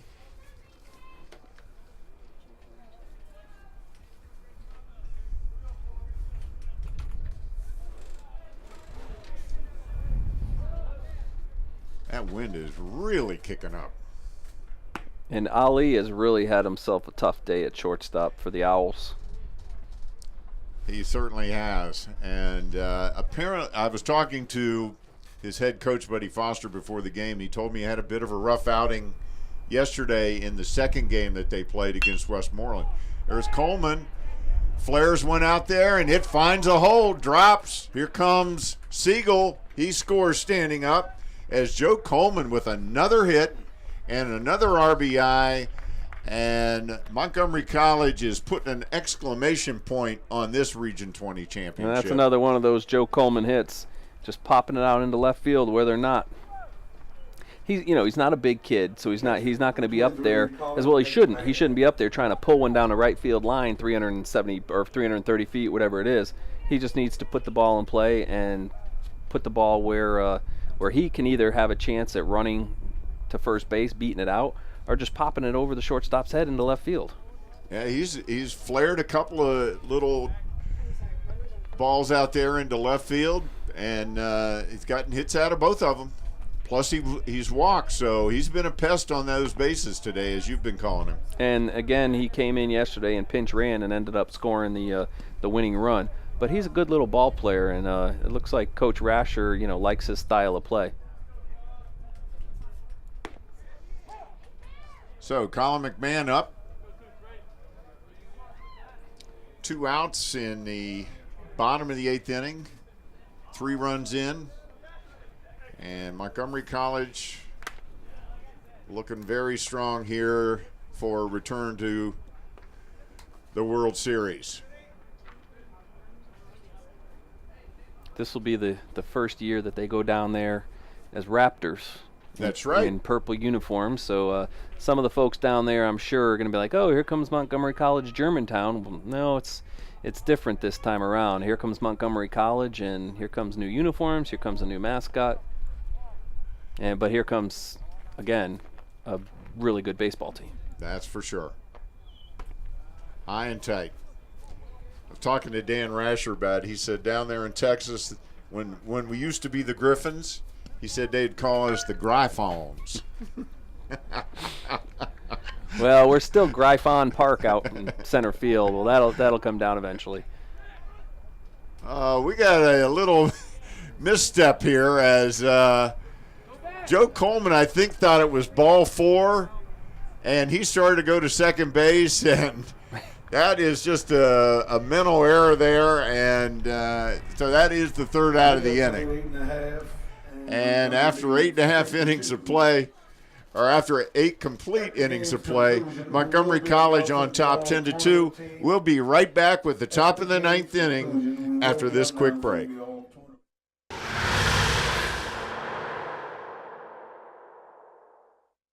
Whether you're a recent high school graduate, career-changing adult, or seeking professional or personal development, Montgomery College has what you're looking for. We offer more than 130 programs of study as well as workforce development and continuing education to prepare you for a rewarding future. Take advantage of our small class sizes, award-winning faculty, and flexible scheduling. Evening, weekend, and online classes offered. Apply today. Montgomery College, endless possibilities. 240-567-5000. Check out more Montgomery College programming at youtube.com/Montgomery College.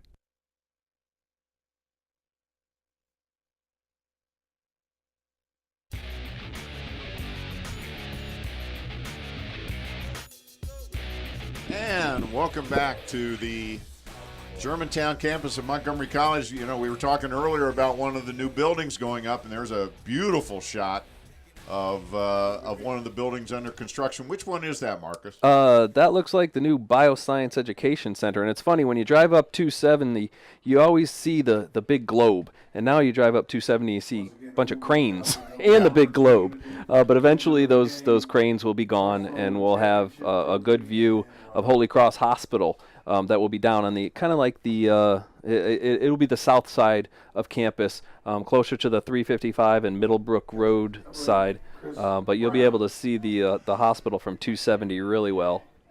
And that brings up Chris Brown, who has been on base each time. He's got 2 singles and a walk. And there's not many community colleges in the country that can say that they have a working hospital, 94 beds, I think it is, a working hospital on their campus. So that's something to be said of not only the college, but the partners in the county. All right, Marcus, we're in the 9th inning. Montgomery College has a very comfortable 10-2 lead. So you know what time it is, don't you? It's time for you to put your thinking cap on and tell me who our player of the game is. You know, we thought about this. It's 10-2. We've had that big inning in the 7th, or in the 6th with the 7 runs. But I keep going back to the pitching, and the pitching by Jack Souter. He wasn't overpowering today. He wasn't at all that great today, but he got his job done, and he kept the Raptors in the game, and he just let them sort of stick around. And with the big bats, even though the big bats like Taylor and Turlick weren't really hitting the ball well today, he kept the game close. And what more can you ask? He kept the game close, and then you see what happens. This is baseball. Anything that can happen will. And they put up 7 runs in the 6th inning, and now he's the winning pitcher. So I'm going to say it's Jack Souter. It is absolutely Jack Souter in my mind. I mean, you could have gone with Ian Velez. You could have gone with Sam Stefanelli. They've had beautiful games, great games. But, you know, Souter did the job. In Major League Baseball parlance, he had a quality start. He pitched 6 1/3 strong innings. He battled out of a couple of jams. The 2 runs that he allowed, they were not earned. Right. And he did the job. He did the job. You can't ask for more. In a pressurized situation like that, he came in and held a good hitting team like Prince George's to just 2 runs over 6 1/3. He's had a heck of a season this year, and to cap this off at this point, as being the winning pitcher in the Region 20 clinching championship game is going to be a nice little feather in his cap at this point in the season. Well, that brings up a pinch hitter for Prince George's, Luis Hidalgo. Another one of those Puerto Rican baseball academy contingent. players. Yep. As McGrain had walked Chris Brown to lead off the inning while we were talking about Jack Sauter, so Prince George's does have a man on first, nobody out.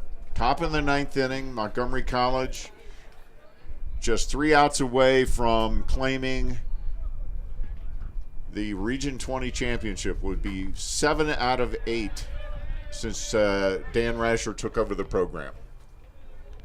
And knowing Dan Rascher, he's not happy about 7 out of 8. No, he's not. The one year that he talks the most about is the year they didn't make it. The year that Westmoreland knocked them off. So that's why last year was so gratifying to him, because he said, we've never had a class start as freshmen that didn't go to the World Series. So he was so gratified that the team went last year, because the freshmen the year before had not had that opportunity. And there's a foul ball. So at the end of the game, unless something miraculous happens for Prince George's Community College, we will be crowning Montgomery College as the Region 20 champion. We'll also be naming an all-tournament team at the end of the game. So you're going to want to stick with us for that. We're going to have an on-field ceremony at the end of the game. And it's good for baseball in this area to have Prince George's County back in the picture. And make no mistake, this Region 20, historically is not the most competitive region in sports, and I'm not afraid to say it.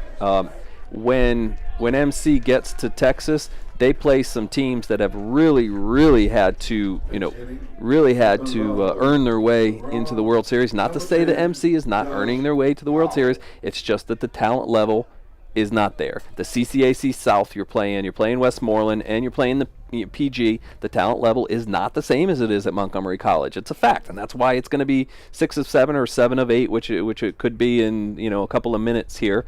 But to have a program like PG coming back and giving that little bit of an extra oomph to the region tournament is really what they need. Because I don't know, maybe it's getting a little boring that MC is going to roll through every region. I'd like to see the rivalry built. I'd like to see PG fight them in the end, and that's what they did this weekend. Absolutely, and I think Dan Rascher would like to see that as well. I think you're right. And I know Buddy Foster would. Yes. for Prince George's. But when they get to Texas, those teams are fantastic. Well, Dan Rascher just paid a little visit out to the mound, and I'm sure he's telling Jamison McGrain, we have an 8-run lead, and you just walk 2 guys. So as a result, he's got action in the bullpen. Number 26, John Maloney, is loosening up out there. And I know Dan Rascher does not want to go to that. No. So he wants Jamison McGrain to settle down, throw strikes, and if they hit their way on, they hit their way on. But he's got fielders behind him. That's another thing he probably reminded him of. And I have to apologize for this, folks. We have a hitter up who we do not have on the Prince George's roster. I'm being corrected. I'm told that it is Josh Powell. We were given a wrong number. That's the confusion. The number we were given was number 15. It turns out that Josh Powell is number 10. Our partner here, our public address announcer, Romy, he actually gave me that note who it was, but, it was my failure to hand it to you. So we got to hand it to this guy. And Josh Powell just struck out. So we spent an awful lot of time talking about a guy that went down on 3 pitches. And we're getting more help from our public address announcer. And this is number 4, Danny Polanco. We're going to have to put him on the payroll too, Michael. High Point High School, and another Puerto Rican import.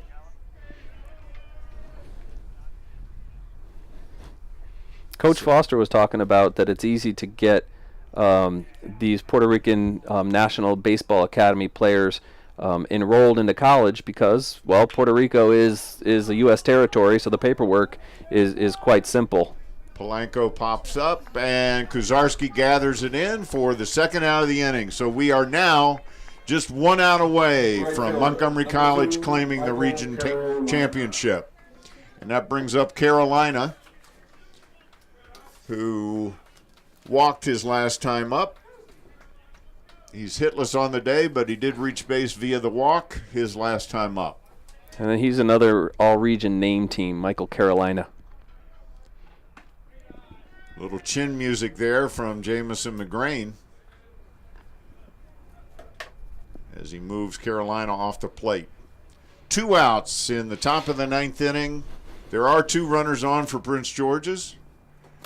Jamison McGrain on the hill. This would not be a save situation, but he is trying to preserve the victory for Jack Souter. I think Jamison McGrain is warming up a little bit here. Seems to have a little bit more pop on the fastball the last 2 batters. Yeah, he's. I think Dan told him heat and nothing but heat. That ball gets away. That's going to be. I'm not sure if that would be a pass ball or a wild pitch. That's kind of a. Well, go either way kind of. We'll let the official scorers worry about that. Yeah, the official scorer in the truck, Francine Wyron. She'll make that call. She's got the rule book in her lap. I know it. There's the pitch, and it's high and outside. Well, we've had a lot of fun out here today. Yes, we have. Beautiful day for baseball.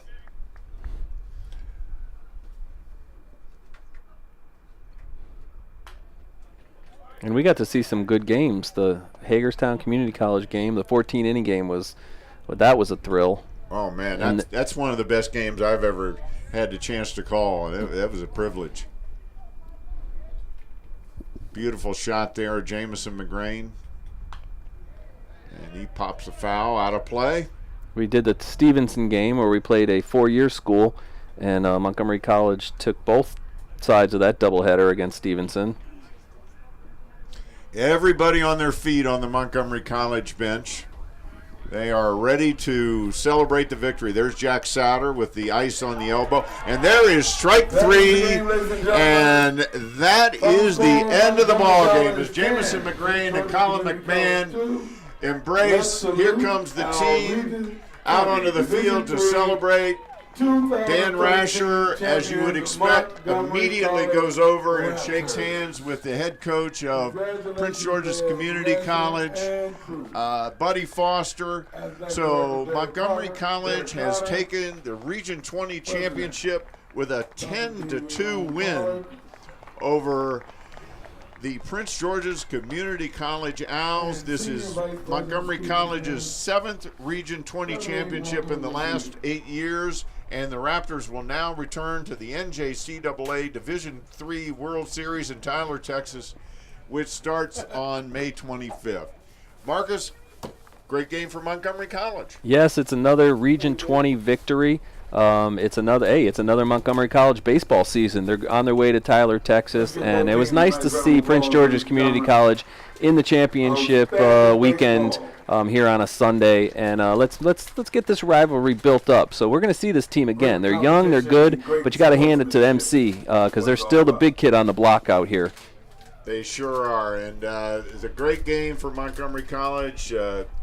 Very good start for Jack Souter. He was our player of the game.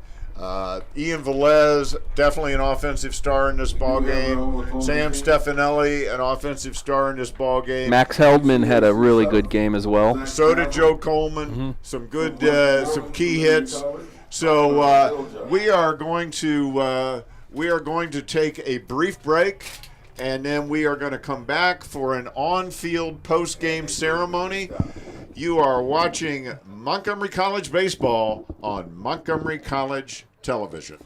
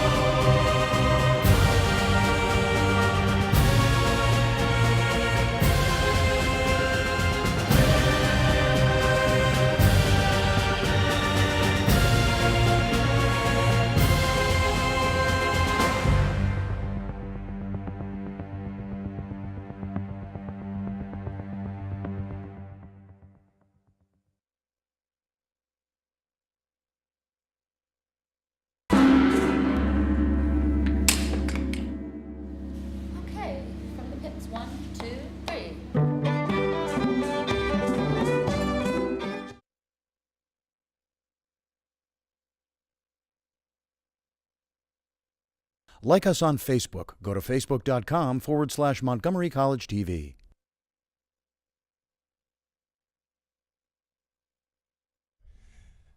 Thank you, everybody, for being out here this afternoon. And once again, we want to congratulate the Montgomery College Raptors for winning the Region 20 Baseball Championship. Congratulations, Raptors.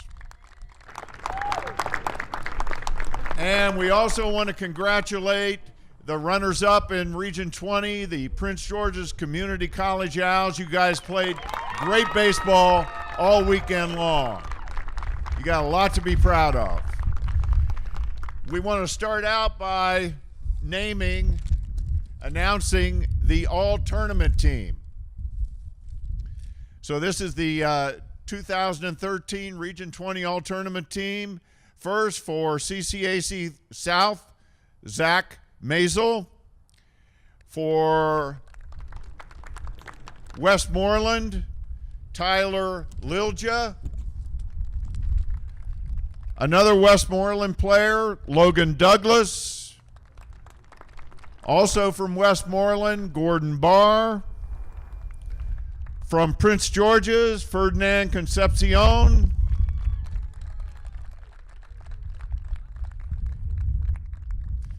And come on up here. We have something for you. Congratulations. Great job. Also from Prince George's, Chris Brown. Very well deserved. Good job, Chris. From Montgomery College, number 17, Sam Stefanelli. Had the big home run yesterday. For Montgomery College, Greg Turlick. Had a big home run on Friday, Greg Turlick. Also from Montgomery College, Jake Taylor. Complete game victory yesterday. Great job. From CCAC South, Corey Deegan. From Prince George's, Michael Patterson.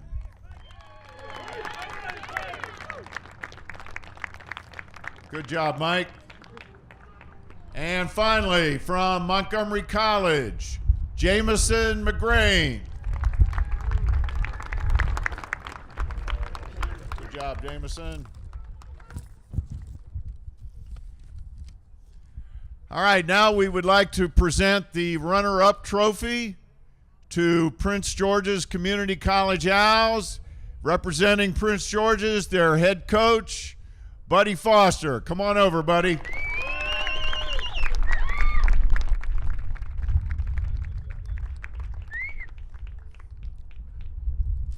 Congratulations. Great job.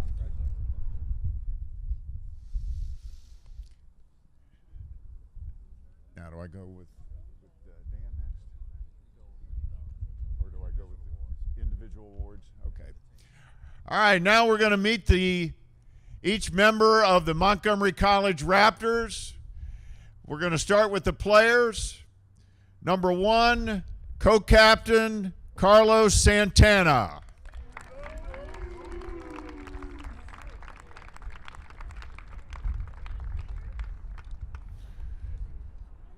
Number 2, Matt DeFrank.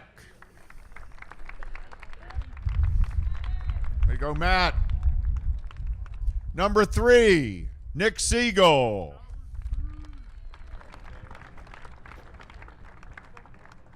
Number 4, Joe Coleman.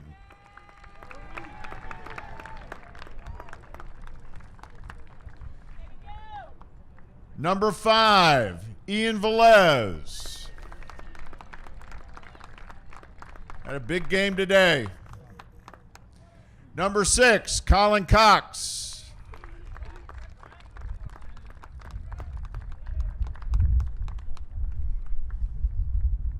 Number 7, Justin Sawyer.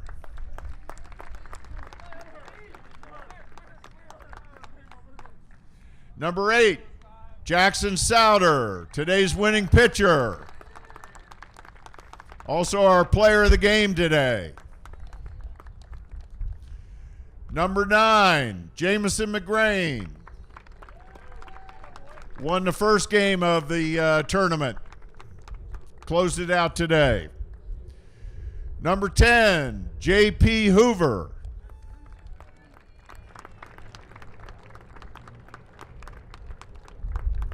Number 11, Max Heldman.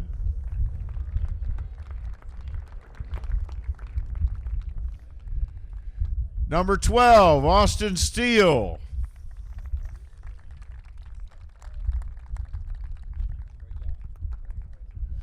Number 13, Russell Renfro. Got the bad shoulder. Number 14, Miles Leader.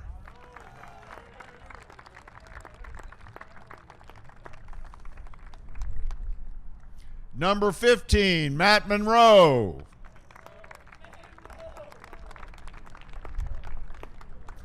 Number 16, Brian Hart.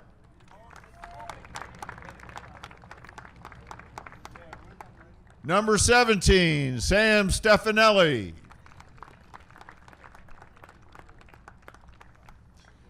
Number 18, co-captain Travis Smith.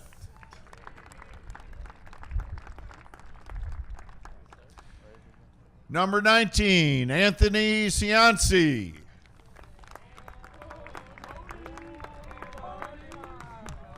Number 20, Jeremy Panafala.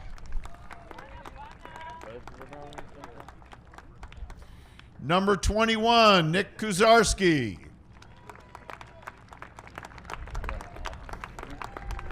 Number 22, Greg Turlick.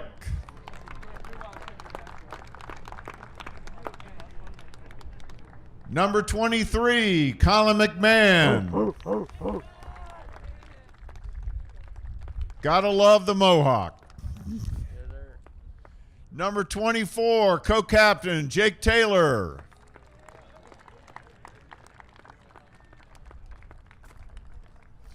Number 25, Billy Plant Jr.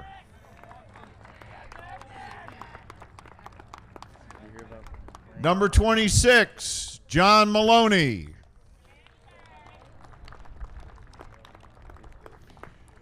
Number 27, Matt Shook.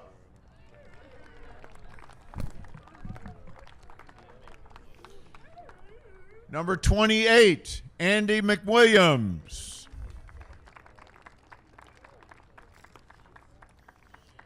Number 29, Alex Enderly.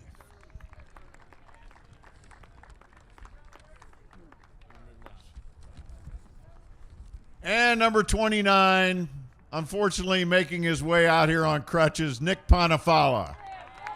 I'm sorry, number 30. Number 30. So let's hear it one more time for the victorious Montgomery College Raptors, Region 20 champions. All right, let's meet the coaches now. Our first coach is Justin Before. Come on, Justin. JKB, they like to call him. Congratulations, Justin. Bob O'Connor. And Bob is carrying the jersey worn for many years by assistant coach Duck Lee, who unfortunately passed away. His banner's over there on the wall. It's going to hang there forever. They've been playing this season for Duck Lee, so it's appropriate that Bob brought Duck's jersey out there.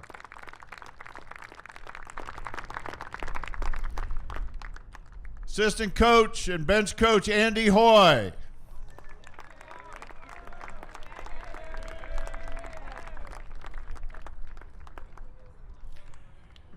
Assistant head coach, hitting coach, first base coach, groundskeeper, realtor, John Silk.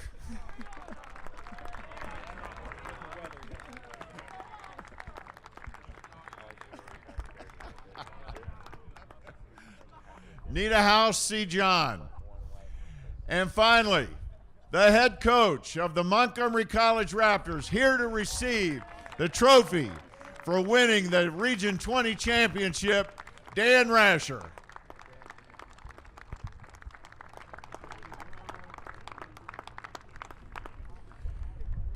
Since Dan has been here, that is 7 Region 20 championships out of 8 years. They're going back to Texas. The World Series starts on May 25th. So let's wish them all luck. And great job this year, you guys. Great job. Set a school record for wins.